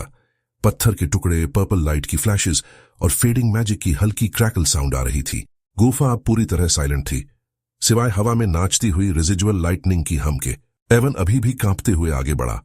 अनबिलीवेबल, यंग मास्टर, आप इतने क्वाइट क्यों हैं? उसने पूछा, लेकिन एलन की नजरें कोल्ड थीं। बिना कोई जवाब दिए वो गुफा में और डीप जाने लगा। एवन ने मन ही मन कहा, आपने अपनी ट्रू पावर इतने समय तक कहां छुपा कर रखी थी? अपने 15 इयर्स के नाइटहुड में मैंने ऐसा कुछ कभी नहीं देखा। क्या आप कह रहे हैं कि वो सच में सेकंड टियर मैजिक था? एलन ने तुरंत जवाब नहीं दिया। उसकी आंखों में अनगिनत थॉट्स चल रहे थे। टूटे हुए शीशे की तरह मेमोरीज ओवरलैप हो रही थीं। मुझे खुद नहीं पता, उसने आखिरकार कहा। गेम में ये इतना पावरफुल नहीं था। उसे साइकेडेलिया का टर्न बेस्ड कॉम्बैट सिस्टम याद आया, जहां हर टर्न में एक सिग्नल या इनंसिएशन का यूज करके स्पेल को एनहांस किया जा सकता था। चेन लाइटनिंग, जो गेम में एक सिंपल अटैक था, अब एक पूरी तरह से डिफरेंट फोर्स बन चुका था, अलाइव और इवॉल्व्ड। 5 टर्न्स के एन्चांटमेंट ने थंडर ब्लेड्स को एम्पलीफाई कर दिया था, उन्हें एक लार्ज स्केल लाइटनिंग स्टॉर्म में फ्यूज करते हुए, जो उसने खुद भी इमेजिन नहीं किया था। उसे अवेकनिंग का वो मोमेंट याद आया जब उसने उस यूनिवर्सल बीइंग को ग्रेटिट्यूड ऑफर किया था, वो फॉरगॉटन गॉड जिसके पास एंशिएंट मैजिक का सीक्रेट था। उसने सोचा, हर स्पेल के लिए एक सिग्नल चांट करने के रिस्ट्रिक्शन के बदले में मुझे कुछ और मिला, एक फॉरगॉटन मॉर्टल की मेमोरी जिसने कभी डिविनिटी को छुआ था। रियलिटी में वापस आते हुए उसने धीरे से सांस छोड़ी। फिर भी सेकंड टियर मैजिक ओवरकिल जैसा फील हो रहा है, उसने कहा। रिजल्ट मेरी एक्सपेक्टेशन से कहीं ज्यादा था। मैं खुद भी सरप्राइज्ड हूं। उसके पीछे एवन ने राहत की सांस ली। फाइनली हम उस कर्स्ड केव से बाहर हैं, उसने बाहर ओपन में कदम रखते हुए कहा, जहां लाइटनिंग अभी भी माउंटेन्स और फॉरेस्ट पर चमक रही थी। थका हुआ एवन एक पत्थर पर बैठ गया और अपनी सांसें काबू करने लगा। उसने ग्लोइंग होराइजन को देखते हुए कहा, यह मेरी लड़ी हुई किसी भी बैटल से ज्यादा टफ था। कुछ देर बाद एवन ने साइलेंस तोड़ते हुए कहा, आखिर किसने इतनी ड्रेडफुल जगह डिजाइन की होगी? एलन ने उसकी बात पर धीरे से सांस छोड़ी। उसके थॉट्स कहीं और चले गए। सोचकर देखा जाए, उसने सोचा, लैब्रिंथ ऑफ विस्पर्स का एक और नाम था। यह कम्युनिटी में शेयर्ड मैप्स और ओल्ड गाइड बुक्स के जरिए वेल नोन था। प्लेयर्स इसे पवेलियन लैब्रिंथ कहते थे, एक नाम जो एक्सप्लोरर्स और एडवेंचरर्स के बीच नेचुरली फैल गया था। एलन की नजरें सख्त हो गईं जब उसकी पास्ट लाइफ के पुराने नोटिफिकेशंस उसकी मेमोरी में आने लगे। हाँ, उसने आखिरकार एवन की तरफ मुड़ते हुए कहा, इसे पेलियन नाम के किसी बंदे ने बनाया था। हेवन कंफ्यूजन में आंखें झपकाने लगा। पार्डन, आपने क्या कहा? लेकिन उसकी कंडीशन बिगड़ रही थी। उसके कदम लड़खड़ा रहे थे और उसका शरीर कांप रहा था, जैसे उसकी सारी स्ट्रेंथ खत्म हो गई हो। वो लड़खड़ाया और सपोर्ट के लिए लगभग एलन के कंधे पर गिर गया। एलन ने फ्राउन किया। हम ईस्ट वापस जा रहे हैं, उसने फर्म होकर कहा। 3 वीक्स का हार्डवर्क हमारा वेट कर रहा है। वापस लौटने पर मुझे कुछ करना है। एवन ने कमजोर सी हंसी के साथ कहा, आप मेरे सोचे हुए से ज्यादा डिलिजेंट हैं सर। हालांकि एग्जॉस्शन उसे खींच रही थी। अंदर ही अंदर वो क्वाइट डिस्पेयर में डूब रहा था। मेरा क्या होगा? उसने कड़वाहट से सोचा। मैं तो अपनी ऑनर भी प्रोटेक्ट नहीं कर सकता। मैं कैसा यूजलेस नाइट हूं। लेकिन एलन, जो हमेशा काल्म एंड कंपोज्ड रहता था, ने काइंडली रिप्लाई किया। एक स्पेल के एलिमेंट से मैच करता हुआ सिजिल चुनने से उसका पोटेंशियल बढ़ जाता है। सही इनकैंटेशन चुनने से उसकी प्रॉपर्टी स्ट्रेंथन होती है और सिस्टम ऐसे ही काम करता है। उसे ओल्ड गेम मैकेनिक याद आया कि कैसे विजुअल स्टैटिक रहते थे, बस अटैक पैटर्न सीक्वेंस में चेंज होता था। लेकिन यहां रियलिटी में मेरा कास्ट किया हुआ हर स्पेल मेरी आंखों के सामने विजिबली ट्रांसफॉर्म हो रहा है। हर इनकैंटेशन अब एक टेंजिबल शिफ्ट लाता है। उसने सोचा, क्या ऐसा हो सकता है कि मेरा माना कंट्रोल पहले से कहीं ज्यादा स्ट्रांग हो गया है?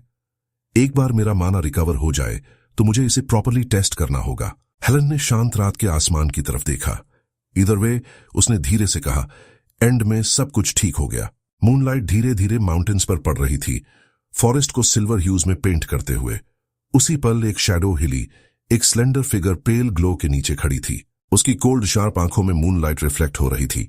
वो रिन्नी थी। वो तेजी से एक पत्थर से दूसरे पर कूदने लगी।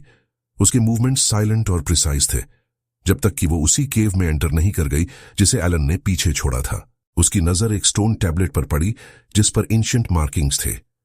The age of the forgotten outer gods, उसने विस्पर किया। The script of the Ilantha empire. अपना सिर झुकाकर उसने आगे पढ़ा। For a friend who would be left alone, the sword master Paland stood his ground.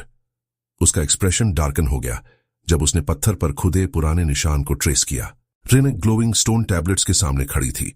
उसका एक्सप्रेशन शांत था लेकिन इंटेंसिटी से भरा हुआ था जब उसने एक्सप्लेन करना शुरू किया। एलन ने ब्लैक वंस के इन्वेजन को रोका, उसने कहा। उसकी आवाज केव में धीरे धीरे गूंज रही थी। उसने अकलोका को भी हराया जो अपने ही सब्जेक्ट्स को खा जाता था, और रेडियंट एम्पायर के ग्रेट गार्डियन पेलन को भी। अपनी एनर्जी बढ़ाते हुए उसने एक एंशिएंट चांट बोला जो दीवारों से गूंज उठा। मैं ये सब जानती हूं, उसने कंटिन्यू किया, क्योंकि मैं ग्रेट मिशन के तहत एंशिएंट लाइब्रेरी में पैदा हुई थी। उसके चारों ओर कई ओल्ड ग्रिमवार्स हवा में फ्लोट करने लगे। उनके पेजेस तेजी से पलटने लगे और लाइट की स्ट्रीम्स उसके हाथों के चारों ओर गैदर होने लगीं। उसने हर बुक में सर्च करते हुए विस्पर किया, हाँ, ये वही पेलन है जो कभी यहां आया था। एक हल्की सी साई उसके होठों से निकली। मुझे पता था कि ब्लडी क्वीन हिस्ट्री में लिखी हुई क्वीन से डिफरेंट है, उसने कहा। मैं बता सकती थी कि उसके बारे में कुछ एक्स्ट्रॉर्डिनरी था। पास में एक डार्क शैडो फॉर्म होने लगी। यूटिया अपने डीमनिक मैनिफेस्टेशन में खड़ी थी। उसका ऑरा वायलेंटली फ्लेयर हो रहा था। उसकी प्रेजेंस ही टेरिफाइंग थी। हवा कांप रही थी जब उसका फॉर्म स्टेबलाइज हुआ और उसकी क्रिम्सन आईज एंशिएंट सील पर टिकी थीं। केव के दूसरी तरफ एलन चुपचाप गहरे सोच में डूबा हुआ देख रहा था।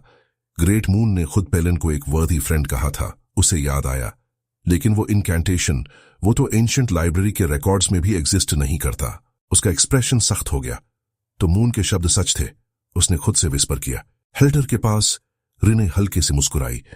एक रेयर ब्यूटीफुल स्माइल उसके चेहरे पर आई जब उसने कहा, मुझे खुद पर शर्म आ रही है। इतने समय तक बस ऑर्डर्स फॉलो करती रही। कहीं और उन्हीं डार्केंड रूइंस में एक धीमी आवाज गूंजी। तुम आ गए, एक लड़की ने शैडोज से धीरे से कहा। एक और फिगर डिम लाइट में आया, देउस हिडन ऑपरेटिव्स में से एक। उसकी शांत लेकिन वायलेंट आंखें उस लड़की से मिलीं जब उसने कोल्डली कहा, द मैन इन ब्लैक पहले ही आगे बढ़ चुका है। हवा में टेंशन बढ़ गई, जैसे अगला स्टॉर्म पहले ही आकार लेने लगा हो। अचानक एलन फ्रीज हो गया। अपनी विजन के कोने से उसने एक लड़के को देखा। उसका शरीर फ्रेल था, आंखें ढंसी हुई थीं जैसे भूखा हो। इससे पहले कि एलन रिएक्ट कर पाता, लड़के की गर्दन अननेचुरली मुड़ गई, एक डिस्टर्बिंग मोशन जिसने हवा को भी कंपा दिया। एलन के इंस्टिंक्ट्स तुरंत किक इन हुए जब उसने उस स्ट्रेंज डिस्टर्बेंस को इन्वेस्टिगेट करने की कोशिश की। दूसरी तरफ राइनो दूर से देख रहा था। उसका एक्सप्रेशन ग्रेव था। मुझे इसे प्रॉपर हैंडलिंग के लिए रिपोर्ट करना होगा, उसने मुड़ते हुए कहा। सीन काम ब्राइट मूनलाइट नाइट में शिफ्ट हुआ, जहां मून हॉन्टिंगली ब्यूटीफुल लग रहा था। काउंट पलाटियो की एस्टेट के अंदर पिछले एपिसोड वाली लेडी अपने बेड पर बैठी सोच में खोई हुई थी। तो वो बस एक रूमर था, उसने धीरे से विस्पर किया, लेकिन उसका माइंड एक इमेज को नहीं छोड़ पा रहा था। एलन की कोल्ड डिस्टेंट नजर अबिस की गहराइयों की तरह शार्प और अनफीलिंग। उसने अपनी मुट्ठियां हल्की सी भींच ली। And yet he is famous, उसने कहा। उसकी मेड ने धीरे से जवाब दिया, यस, काउंट पैलेसियो पावरफुल और रिनाउंड दोनों हैं। वुमन का एक्सप्रेशन सीरियस हो गया। स्ट्रेंज, उसने कहा। मेरे जैसा कोई जो सोशल गैदरिंग्स अवॉइड करता है वो रिमार्केबल कहलाने लगा। Isn't that strange father? वो दीवार पर अपने लेट फादर के पोर्ट्रेट की तरफ मुड़ी, लेकिन उसका टोन कुछ डार्कर हो गया। कोई कभी सस्पेक्ट नहीं करेगा कि इस घर को सच में बर्बाद करने वाली मैं हूं, जबकि मेरे फादर फूल की तरह एक्ट करते रहे। एक सिनिस्टर स्माइल उसके होठों पर आ गई। डार्क एनर्जी उसके चारों ओर रिपल करने लगी जब उसकी हिडन डिजायर सामने आई, एक एम्बिशन जो इतना ट्विस्टेड था कि हर किसी को डिस्ट्रॉय कर दे। उन्हें कैसे पता चला? उसने खुद से विस्पर किया, हाँ लगता है बहुत सारी आंखें देख रही हैं। तभी एक नाइट दरवाजा तोड़कर अंदर आया। उसका आर्मर खनक रहा था। लेडी कालिया, वो चिल्लाया। उसने तेजी से ऊपर देखा। क्या हुआ? प्लीज अपने रूम में तुरंत चलिए, उसने सांस फूलते हुए जवाब दिया। कुछ ही पलों बाद कालिया एक हॉरिफिक साइट के सामने फ्रोजन खड़ी थी। एक आदमी जमीन पर पड़ा था, उसकी सांसें बस चल रही थीं। उसके बॉडीगार्ड ने उसके पास घुटने टेक कर कहा, लगता है सील एक्टिवेट नहीं हुआ। इसका मतलब है उसने सीक्रेट रिवील नहीं किया। कालिया की क्रिम्सन आंखें सिकुड़ गईं। उसने जानबूझकर इसे मेरे चेंबर में रखा, उसने अपनी पकड़ मजबूत करते हुए कहा। उसकी स्माइल कुछ विकेड हो गई। तो उन्हें यह पता चल गया है ना? उसकी आवाज एक विस्पर में बदल गई। मैं ऑफ गार्ड पकड़ी गई और एक मेजर वीकनेस के साथ। दोस्तों, अगले सीन से पहले जल्दी जल्दी वीडियो को लाइक एंड हाइप कर दो। और हाँ, लॉर्ड ऑफ मनहुआस को सब्सक्राइब करना मत भूलना। बहुत मेहनत लगती है गाइज। बस यही छोटा सा फेवर मांगता हूं आप सबसे। कहीं और इवन एलन का नाइट गहरी नींद में सो रहा था। एक लेजी डॉग की तरह जोर जोर से खर्राटे ले रहा था, बाहर बन रहे टर्मोइल से पूरी तरह अनअवेयर। हेलन मीनवाइल पास में चुपचाप बैठा फोकस करने की कोशिश कर रहा था। हालांकि उसके नाइट के सोने की रिडिकुलस नॉइज ने उसका पेशेंस लगभग तोड़ दिया था। उसने साई करते हुए कहा, मैं इस इडियट का क्या करूंगा? लेकिन अंदर ही अंदर एलन को सेंस हो रहा था कि कुछ डेंजरस आ रहा है। रिन्ने और देउस उसके बारे में इंफॉर्मेशन के फ्रैगमेंट्स जानने के बाद पहले से ही नए प्लान्स बना रहे थे। और कहीं शैडोज में red haired woman lady Kalia अपने अगले स्टेप की तरफ बढ़ रही थी। एक वुमन जो ग्रीड से इतनी करप्टेड थी कि वो पावर हासिल करने के लिए अपने फादर की लेगेसी को भी मार सकती थी। उसकी ब्लड लाइन के पीछे की हिस्ट्री, उसका मैडनेस और उसे पोजेस करने वाली फोर्स अभी भी अनटोल्ड थी। मीनवाइल डिम मूनलाइट के नीचे अल्टिया टेरिटरी में एक धीरे धीरे चलती कैरेज के अंदर लेडी लोरिया टेंसली बैठी थी। जैसा एक्सपेक्टेड था, उसने कभी इमेजिन नहीं किया था कि एलन जैसे किसी को कोई इतनी लाइटली लेगा। उस मोमेंट उसे रियलाइज हुआ कि एलन ने एक असैसिनेशन रोकने के लिए अपनी लाइफ रिस्क की थी। उसके थॉट्स अपने पाथ की तरफ चले गए। उसने वर्ल्ड की नोबल फैमिलीज को कंपेयर किया और खुद से विस्पर किया, वो ऐसा बंदा है जिससे तुम्हें कभी दुश्मनी नहीं करनी चाहिए। हेलन साइलेंट रहा, उसके टर्मोइल से अनअवेयर। लोरिया ने सोचा कि वो इतना हैवी लॉस उठाने के लिए कभी अग्री नहीं करेगा। मुझे मेरे कावर्डली सिबलिंग्स ने मेरी सारी वेल्थ एंड पावर से स्ट्रिप कर दिया था, उसने बिटरनेस से कहा। वो बास्टर्ड्स डिस्ग्रेस्ड एंड ब्रोकन के अलावा कुछ नहीं है। उसे याद आया कि वो अपने फादर की मर्सी पर क्लिंग करके कैसे बेयरली सर्वाइव कर पाई थी। अपने पुराने विला के सामने खड़ी होकर उसने कहा, अब तक मैं सिर्फ फादर के अफेक्शन की वजह से सर्वाइव कर पाई हूं। अब मुझे क्या करना चाहिए? जब वो अंदर गई तो उसकी मेड शॉक में हांफने लगी। लेडी लोरिया, आप सच में वापस आ गईं। पूरा घर केओस में डूब गया। लोरिया फ्रीज हो गई, उसकी आवाज कांप रही थी। तुमने मेरी सिस्टर के बारे में क्या कहा? उसका माइंड डिसबिलीफ में घूम गया। जो लोग आसानी से अपनी फैमिली को स्टैब कर सकते हैं, उनका खुद को मारना कोई सेंस नहीं बनाता। अचानक उसके हाथ कांपने लगे। तो फिर मेरे ब्रदर और मोरिराना का क्या? इससे पहले कि मेड जवाब दे पाती, दरवाजे खुल गए। दो फिगर्स, उसके यंगर ब्रदर और सिस्टर, डोरवे में खड़े थे। दोनों को एग्जीक्यूट किया जाने वाला था। लेडी मोरिराना पहले से ही मौत के कगार पर थी जब एक स्ट्रेंज आवाज रूम में गूंजी, बच्चों, ये लेटर लो और वाइल्डर वर्ल्ड में कदम रखो। ये सीक्रेट ऑर्गेनाइजेशन ब्लू मून की तरफ से एलन द्वारा भेजा गया एक कमांड था। उस मोमेंट यूटिया फर्म खड़ी हुई और डिक्लेयर किया, एक डिटेक्टिव आ गया है। लेडी लोरिया फर्म खड़ी थी, कांपते हाथों में लेटर पकड़े हुए। उसने इसे केयरफुली पढ़ा, उसकी आवाज लो बट स्टेडी थी। इस बार उसने कहा, हर लेटर पर्सनली डिलीवर किया गया है। एलन के सभी मेंबर्स के पास भी लेटर्स थे, हर एक में एक न्यू मिशन के लिए ऑर्डर्स थे।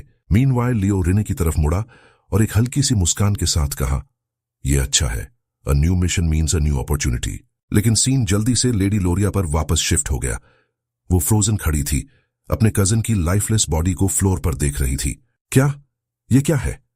वो डिसबिलीफ में चिल्लाई। एक शैडोड असैसिन ने एक क्रूअल लाफ किया और कहा, एलिमिनेटेड। फिर वो विला में और डीप घुस गया। उसके पीछे केओस फैल गया। लोरिया का दिल जोर जोर से धड़क रहा था। आखिर हो क्या रहा है? वो कांपती आवाज में चिल्लाई। तभी एक फेंट विस्पर उसके माइंड में गूंजी, एलन की आवाज, good fortune will come to you. उसे वो शब्द क्लियरली याद थे। आयो शैडोज में छिपा था, पावर सीज करने के लिए सही टाइम का वेट कर रहा था। काउंट के हाउस के पीछे का ट्रू शैडो। एलन ने जो कुछ भी कहा था वो सच था। पूरी तरह से स्टन्ड, लोरिया ने विस्पर किया। तो इसका ये मतलब था, मैं रातों रात एल्टिया टेरिटरी की सोल एयर बन गई हूं। उसकी आवाज कांप उठी जब उसने सोचा, मैंने किस तरह के रिडिकुलस डीमन के साथ डील कर ली है। रियलाइजेशन ने उसे हिट किया। उन असैसिन्स को ब्लू मून ऑर्गेनाइजेशन ने एलन के कमांड के अंडर एलिमिनेट किया था। लेकिन यह पॉसिबल कैसे था? यह एक टेरिफाइंग ट्विस्ट था। फिर भी लोरिया ने खुद को संभाला। अब पीछे हटने का कोई रास्ता नहीं है, उसने फर्म होकर कहा। मुझे पहले से ही पता है कि उसे बिट्रे करने वालों का क्या होता है। उसने एक गहरी सांस ली। उसकी आंखों में फियर और डिटर्मिनेशन दोनों थे। बहुत सारे एग्जाम्पल्स हो चुके हैं, मैं बस अपने चुने हुए पाथ पर आगे बढ़ सकती हूं। 2 months लेटर एलन के कासिल के अंदर एलन के सबऑर्डिनेट्स में से एक हॉल में एंटर हुआ और डीपली बो किया। हम ड्यूक अल्तिया के ऑर्डर पर आए हैं माय लॉर्ड। ये मैसेज लेडी लोरिया अल्तिया की तरफ से है। हेलन ने एक आईब्राव उठाई, ऑफ गार्ड पकड़ा गया। ड्यूक अल्तिया, उसने सरप्राइज में कहा। उसके बगल में एवन ने कैजुअली टेबल पर रखी बोतल से एक SIP लिया और सीटी बजाई। वाह, ये वाइन सच में बहुत अच्छी है। हेलन उसकी तरफ मुड़ा। हर बोतल की कीमत several thousand गोल्ड कॉइन्स है, उसने ड्राइली कहा।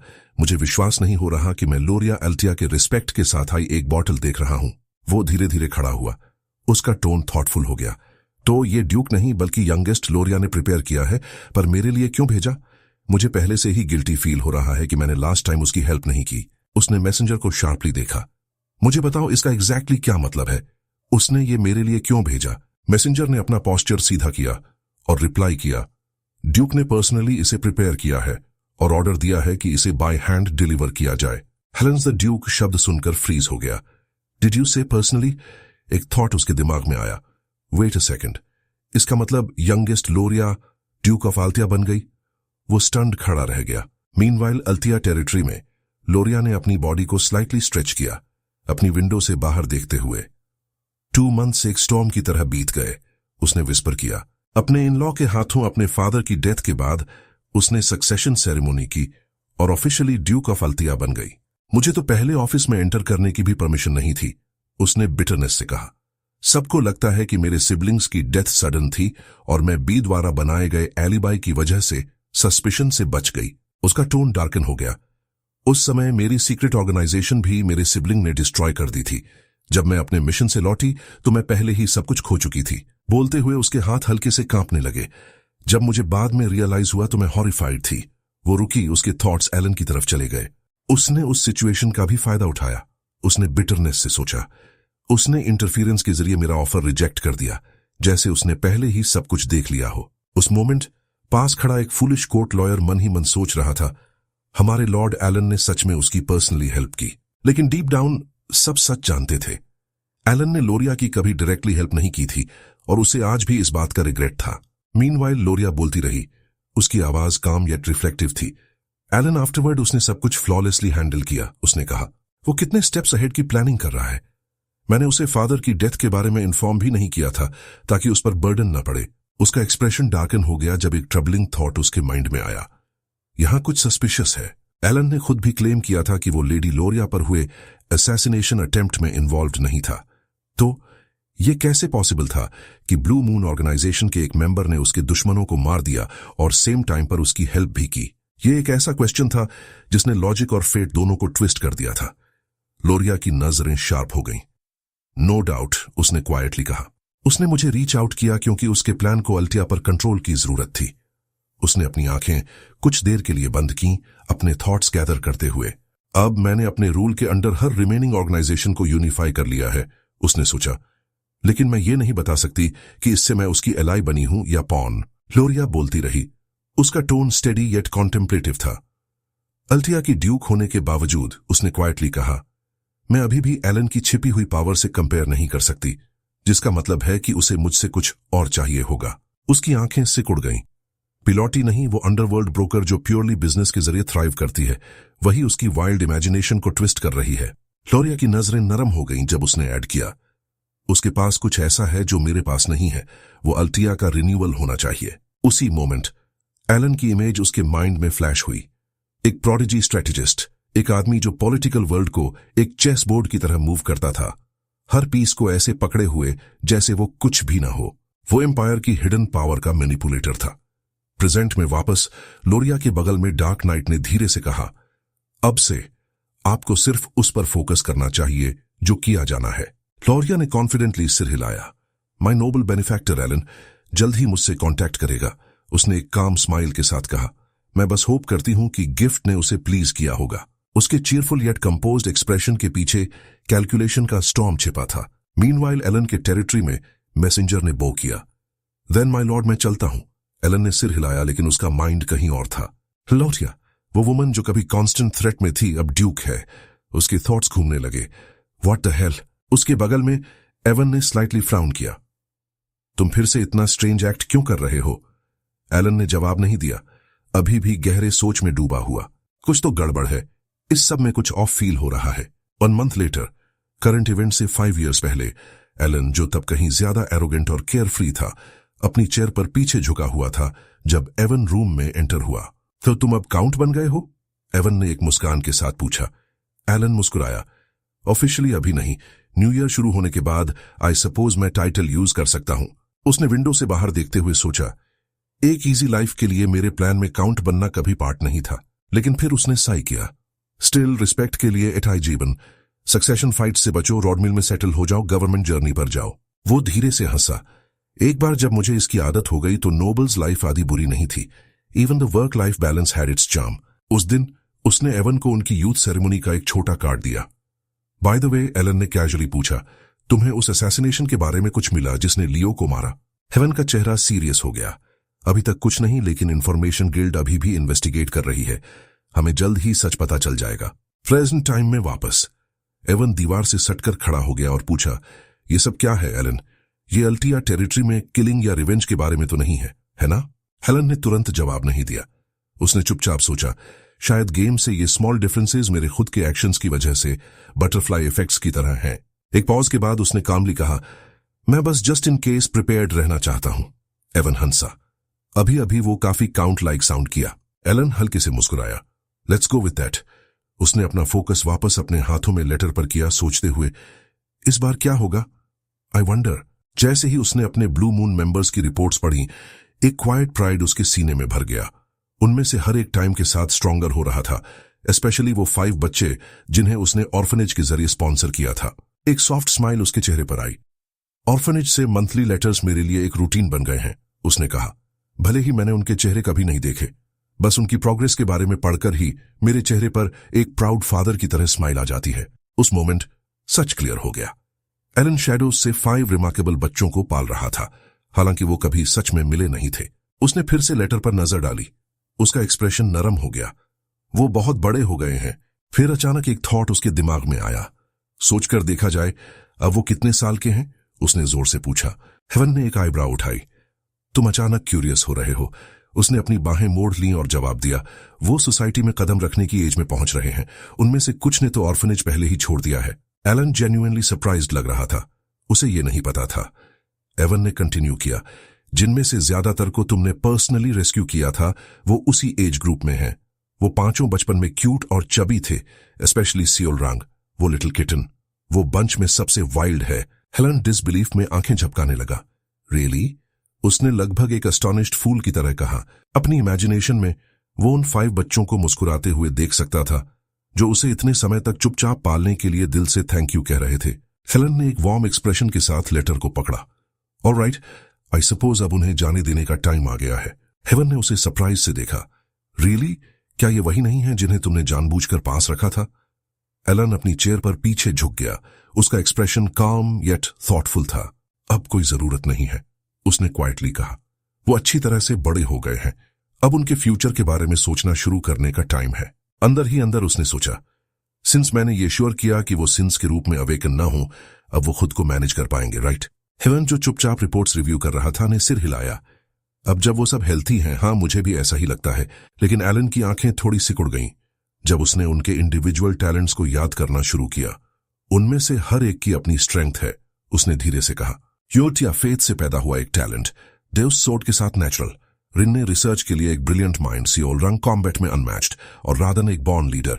उसने अपनी डेस्क पर टैप किया, जोर से सोचते हुए, अगर मैं उन्हें राइट पोजीशंस पर रखूं तो वो सब अपने अपने तरीके से शाइन करेंगे। हेलन को यह रियलाइज नहीं हुआ। हालांकि कि वो शब्द कितने टेरिफाइंगली सच हो जाएंगे। उसके पाले हुए 5 बच्चे एक दिन मॉन्स्टर्स बनेंगे। ब्लू मून ऑर्गेनाइजेशन के फाउंडर्स अंडरवर्ल्ड को उन तरीकों से रीशेप करते हुए जो उसने कभी इमेजिन नहीं किया था। अपनी काइंडनेस से बोए गए स्टॉर्म से अनअवेयर एलन हल्के से मुस्कुराया। मैं उनमें से हर एक को एक गिफ्ट भी दे सकता हूं, उसने सोचा। उन्हें वो पसंद आएगा और मैं वैसे भी प्लान कर रहा था। शाम का सूरज विंडो से चमक रहा था। उसकी डेस्क पर गोल्डन लाइट डाल रहा था। एलन अपने लास्ट डॉक्यूमेंट्स को नीटली क्लोज करते हुए खड़ा हुआ। ऑल राइट, लेट्स गो, उसने कहा। एवन ने लेजिली स्ट्रेच किया। Then I be off too, उसने यौन करते हुए कहा, डोर की तरफ बढ़ते हुए। एलन ने अपने नाइट की इंडिफरेंस पर अम्यूज्ड होकर एक छोटा सा नॉट दिया। एवन ने जाते हुए हाथ हिलाया। Bye bye. मे बी अगर बाद में चीजें अच्छी रहीं तो मुझे एक छोटा सा बोनस मिल जाएगा। एलन ने अपने नाइट के केयरफ्री एटीट्यूड पर हल्के से मुस्कुराते हुए सिर हिलाया। उधर यूतिया ब्लूदिया एलन का भेजा हुआ लेटर पढ़कर खत्म करती है और एक्साइटमेंट में सबको बताती है कि नए ऑर्डर्स आ गए हैं। इस बार अलान ने हर मेंबर को इंडिविजुअली लेटर भेजा था, जिससे सभी सिंस हैरान थे। इससे पहले कि वो कुछ और करते, यूतिया सजेस्ट करती है कि उन्हें पिछला लेटर भी पढ़ लेना चाहिए, क्योंकि नए इंस्ट्रक्शंस पर हाई लेवल अटेंशन की जरूरत लग रही थी। यह सुनकर सियोलरंग क्यूट अंदाज में कहती है कि पुराने लेटर्स तो सिर्फ यूतिया ही पढ़ पाती थी। यूतिया एक्सप्लेन करती है कि एलन ने सबको पर्सनल ऑर्डर इसलिए दिया है क्योंकि अब वो चाहता है कि सभी लोग खुद कंटेंट्स को देखें। एलन के लेटर को देखकर सियोलरंग और दूसरे सिंस क्यूरियस किटन्स की तरह रिएक्ट करते हैं। सियोलरंग लड़खड़ाती जुबान में मैसेज की पहली लाइन रिपीट करती है। लेटर में एलन ने लिखा था, तुम लोग कैसे हो? लगता है तुम्हारे कई टैलेंटेड दोस्त बन गए हैं। किसी भी चीज की जरूरत हो तो बताना। ये पढ़कर रिने कमेंट करती है कि ये तो नॉर्मल स्मॉल टॉक जैसा लग रहा है, लेकिन यूतिया मुस्कुराती है। वो समझ गई थी कि एलन ने जानबूझकर ओपनिंग सिंपल रखी है। ग्रीटिंग लेटर के बाद ये उसका पहला असली ऑर्डर था। इसमें उसने एलिमिनेशन टारगेट्स, मिशन असाइनमेंट्स और रिजल्ट रिपोर्ट करने के इंस्ट्रक्शंस दिए थे। इसी दौरान उसने ब्लू मून की जिम्मेदारी यूतिया को सौंपी थी। जैसा कि सब देख सकते थे, एलन ने पर्सनली उन सबको चुना था और सभी सिंस उससे मिलने के लिए एक्साइटेड थे। देउस मकालियन सिर हिलाकर कहता है कि ये बात सेंस बनाती है। इससे इंफॉर्मेशन लीक होने से बचेगी। उसे अपना पहला ऑर्डर याद आता है और वो मुस्कुराता है। उसे याद था कि कितनी फर्म आवाज में उसे इंस्ट्रक्शन समझकर मिशन पूरा करने को कहा गया था। देउस फिर सोचता है कि क्या एलन से डायरेक्टली मिलना बेहतर होगा या मैजिक कम्युनिकेशन से कांटेक्ट करना। रडान भी अग्री करता है कि अगर लीक्स का इश्यू है तो लेटर्स भेजना अनयूजुअल लगता है। तभी यूतिया का एक्सप्रेशन शार्प हो जाता है। वो सबको याद दिलाती है कि उनकी ड्यूटी सिर्फ एलन के ऑर्डर्स फॉलो करना है। वो लेटर को टाइट पकड़ लेती है और उसके अनवेवरिंग रिजॉल्व को देखकर डेउस एक साई करता है। आखिर में डेउस कहता है कि उन्हें ऑर्डर्स ठीक से पढ़ने चाहिए। कुछ देर बाद अपना असाइनमेंट पढ़ने के बाद डेउस बताता है कि एलन ने उसे नाइट्स की नेशन कैलिबन जाने का ऑर्डर दिया है। सियोलरंग मुंह बनाते हुए कहती है कि वो तो एक डिजर्ट कॉलोनी है जो उसे पसंद नहीं। रडन बताता है कि उसकी डेस्टिनेशन एंटरटेनमेंट सिटी रेक्सी है। रिने कहती है कि उसे मेज सिटी लटीना जाने का ऑर्डर मिला है। आखिर में यूतिया, जो इस पूरी स्टोरी की फीमेल लीड है, हमेशा की तरह स्टनिंग लग रही थी। वो बताती है कि उसे होली किंगडम ऑफ राइजा असाइन किया गया है। जो कुछ भी उन्हें करना था वो सब उनके लेटर्स में साफ साफ लिखा था। डेउस कहता है कि उसे रीजन समझ नहीं आया, लेकिन एलन ने उसे नाइट बनने का ऑर्डर दिया है। ये उसे भी अनयूजुअल लग रहा था। सियोलरंग ऐड करती है कि एलन ने उसे चिंता न करने को कहा है क्योंकि पेट्रोनेज कंटिन्यू रहेगा। रिने बताती है कि उसने उनके गिफ्ट्स की लोकेशंस भी रिवील कर दी हैं। रडन कामली जवाब देता है कि डेस्टिनेशन पर पहुंचते ही वो सब कुछ समझ जाएंगे। यूतिया सबको इकट्ठा करती है और एलन का दिया हुआ फाइनल रूल रिपीट करती है। उन्हें ब्लू मून का नाम कभी नहीं लेना है। सब अग्री करते हैं और जाने की तैयारी करने लगते हैं। अगले दिन सभी मेंबर्स इकट्ठे होते हैं और एलन के ऑर्डर्स पूरे करने के लिए निकल जाते हैं। 3 मंथ्स बाद एलन अपने ऑफिस में बैठा साई करता है। जैसा उसने एक्सपेक्ट किया था, मैजिक के फील्ड में कोई नोटिसेबल चेंज नहीं आया था। वो अपनी कैपेबिलिटीज बढ़ाने के लिए एडवांस्ड मैजिकल टेक्स्ट्स पढ़ता रहता है और बड़बड़ाता है कि उसे खुद ही एक्सपेरिमेंट करना होगा, जो उसे रिडिकुलस लग रहा था। अचानक उसकी नजर अपने नाइट एवन पर पड़ती है और वो पूछता है कि वो क्या कर रहा है। तभी एलन को कुछ याद आता है और वो एवन से लियो पलेटियो की किलिंग की इन्वेस्टिगेशन के बारे में पूछता है। एवन जवाब देता है कि इंफॉर्मेशन गिल्ड को अभी तक कुछ नहीं मिला है। ये सुनकर एलन एक पल के लिए हैरान होता है और पूछता है कि क्या कोई और रिपोर्ट है। फिर वो मन ही मन कहता है कि 5 ग्रेट सिंस को बचाने से जो बटरफ्लाई इफेक्ट हुआ है वो अब कंट्रोल से बाहर जा चुका है। यहां तक कि लोरिया अल्तिया, जो स्टोरी लाइन में कभी अपीयर ही नहीं होनी थी, वो अब अल्तिया ड्यूकडम की ड्यूक बन चुकी थी। ये सोचकर वो परेशान हो जाता है। लोरिया अंडरवर्ल्ड में टेरिफाइंग स्पीड से अपनी पावर और इन्फ्लुएंस बढ़ा रही थी। एलन थकी हुई हंसी हंसता है और एवन से कहता है कि उन्हें ये इन्वेस्टिगेशन रोक देनी चाहिए। वो एवन को समझाता है कि ये पूरी सिचुएशन उसकी अपनी इग्नोरेंस का नतीजा है। इस जगह पर इंफॉर्मेशन गिल्ड के नेटवर्क से लगभग कुछ भी नहीं बचता। वो कहता है कि अगर उसने उन चीजों को अनकवर करने की कोशिश की जिन्हें उसे नहीं छूना चाहिए, तो कॉन्सिक्वेंसेस बहुत बुरे हो सकते हैं। वो बड़बड़ाता है कि अगर कोई अनएक्सपेक्टेड कॉम्प्लिकेशन सीधा डेथ तक ले जाए तो इन्वेस्टिगेशन मीनिंगलेस है। आखिर में वो इवन से कहता है कि गिल्ड को इन्वेस्टिगेशन रोकने के लिए इन्फॉर्म कर दे। इवन सिर हिलाता है और तभी उसे कुछ याद आता है। वो बताता है कि डेउस मकालियान को हाल ही में कलिबान में एक नाइट के तौर पर अपॉइंट किया गया है। एलन हैरानी से सिर उठाकर पूछता है, really? Good for him. Another 3 months बाद एवन स्नैक्स लेकर रूम में आता है। वो एलन को बताता है कि डेउस ने एक पूरी नाइट ऑर्डर बना ली है। एलन सीधा होकर बैठ जाता है। A night order? इसका मतलब वो कम से कम एक्सपर्ट लेवल या उससे ऊपर है। वो सोचता है, क्या वो सोर्ड मास्टर के लेवल पर पहुंच गया है? एवन जवाब देता है कि डेउस सोर्ड एक्सपर्ट के लेवल पर पहुंच चुका है। एलन मन में सोचता है कि उसे अपॉइंट हुए ज्यादा टाइम नहीं हुआ है। कॉन्टिनेंट भर के स्टूडेंट्स अब उसके बारे में बात कर रहे हैं और कह रहे हैं कि दुनिया को 10 years के अंदर 5th मास्टर नाइट देखने को मिलेगा। हेलन आईब्राउ उठाकर पूछता है, डेउस द फ्यूचर मास्टर नाइट? तुम्हारा मतलब वो जिसे वो लोग सोर्ड ऑफ कैलिबान कहते हैं? एवन हंसकर जवाब देता है, यस, वो इनक्रेडिबली टैलेंटेड है। कैलिबान उसकी वजह से अप्रोर में होगा। वो अपनी सोर्ड्समैनशिप से और ज्यादा रिकॉग्निशन और फॉलोअर्स गेन कर रहा है।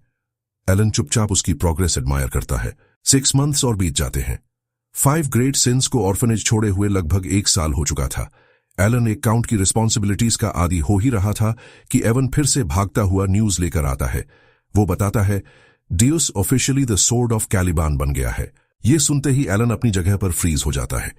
इसका एक ही मतलब था, वो 5th मास्टर नाइट बन गया था। अगले ही पल एलन कामली कहता है कि सिर्फ एक सोर्ड मास्टर ही मास्टर नाइट बन सकता है।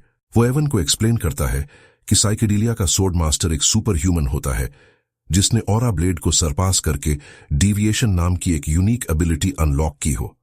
वो एवन से पूछता है कि क्या वो सच में कह रहा है कि डेउस एक सोर्ड मास्टर बन गया है।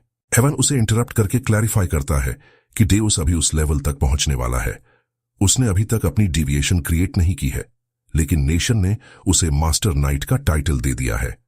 ऐसा इसलिए क्योंकि उसने न सिर्फ ड्यूअल में 4th सोर्ड को हराया था, बल्कि कैलिबन ने अपना एक मास्टर नाइट नॉर्दर्न बारबेरियंस के हाथों खो भी दिया था। एलन एक पल सोचता है और एक्नॉलेज करता है कि दोनों साइड्स के बीच 10 years से ज्यादा से वॉर चल रहा है। एवन बताता है कि माना को रियलाइज करके कंट्रोल करने में 5 years लगते हैं, जबकि डिविएशन क्रिएट करने में डिकेड्स लग जाते हैं। फर्स्ट सोर्ड रिहार्नेट 32 की एज में हिस्ट्री का सबसे यंगेस्ट मास्टर नाइट बना था।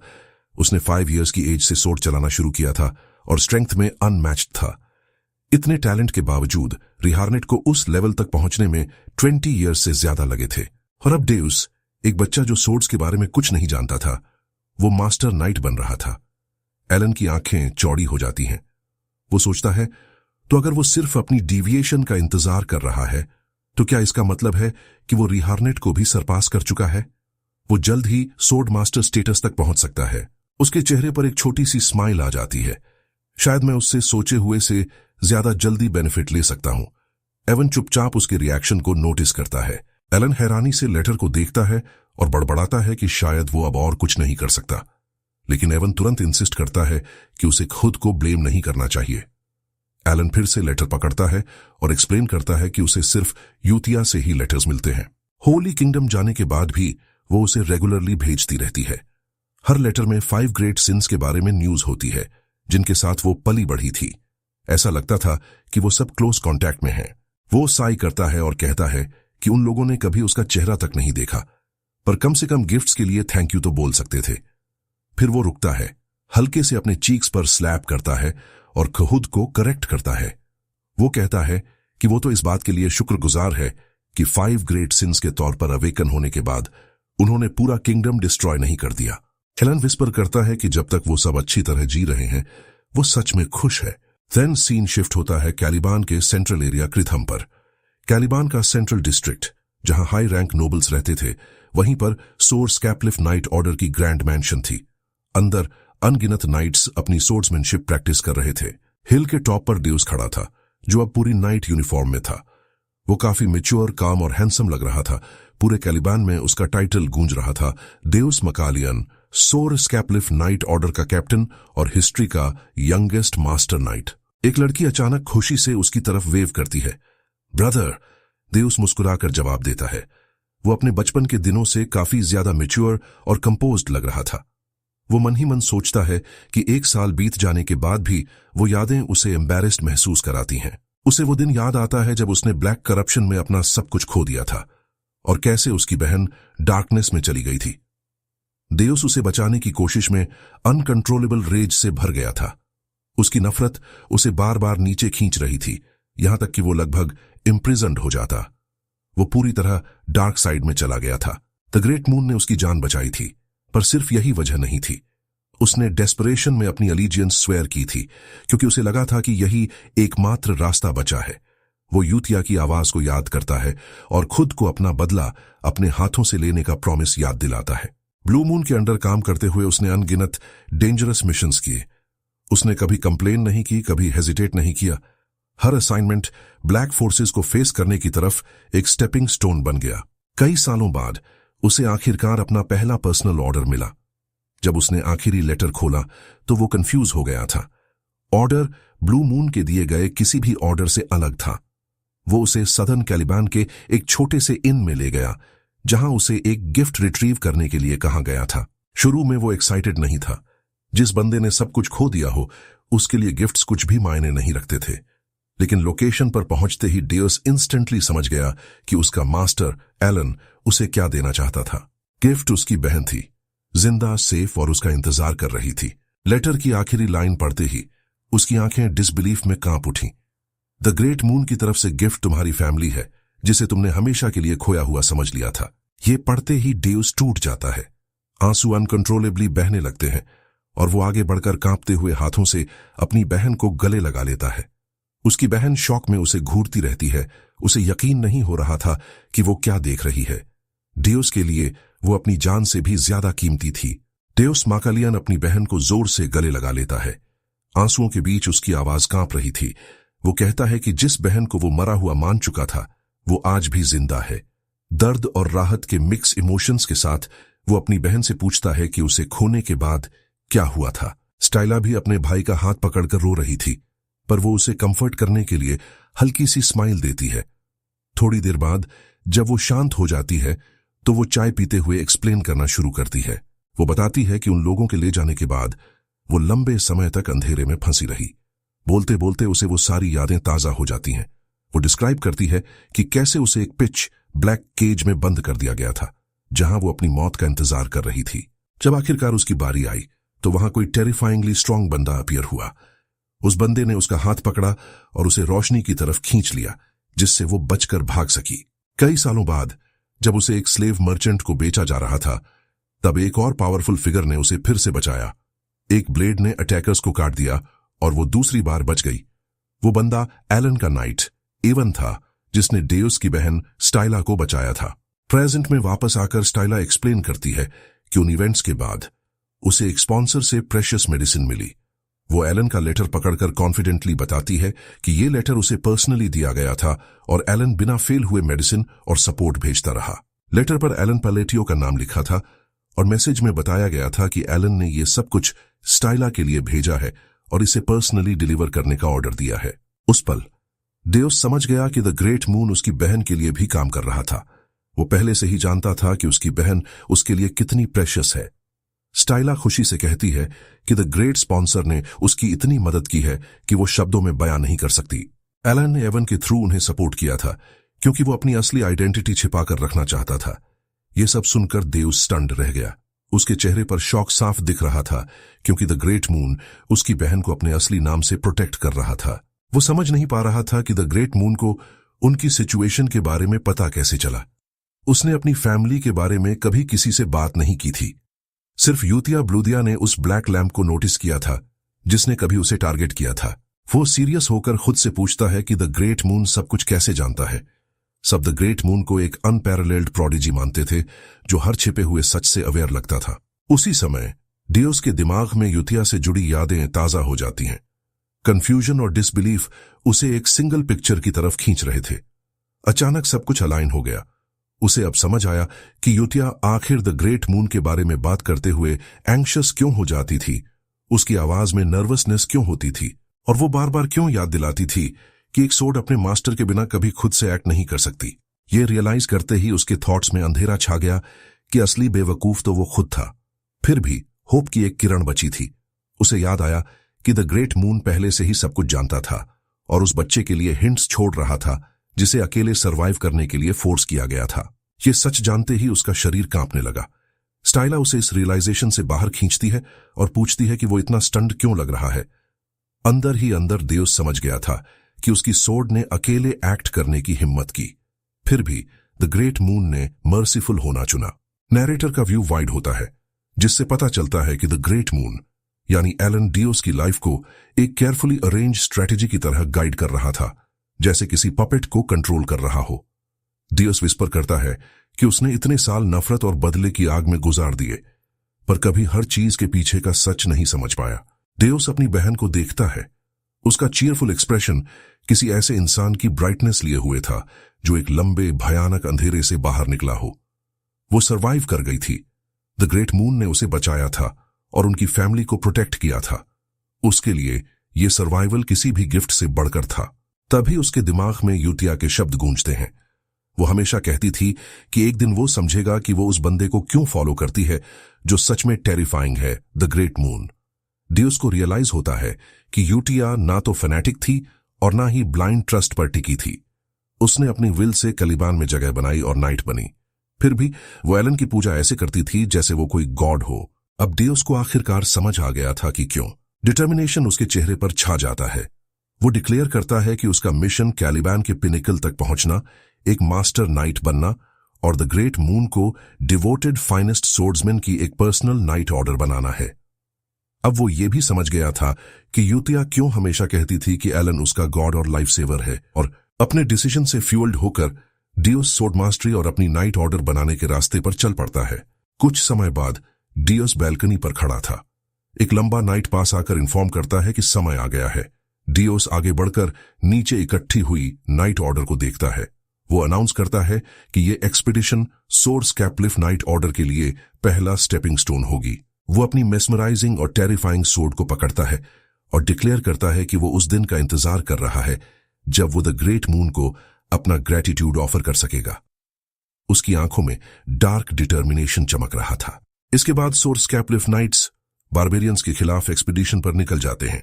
उधर एलन अपनी किताब एग्जामिन कर रहा था और बड़बड़ा रहा था कि सब उससे दूर चले गए हैं और अब उसे और इन्फॉर्मेशन नहीं चाहिए। उसकी लाइफ कैओटिक होती जा रही थी। फिर भी वो खुद को फोकस करने के लिए कहता है।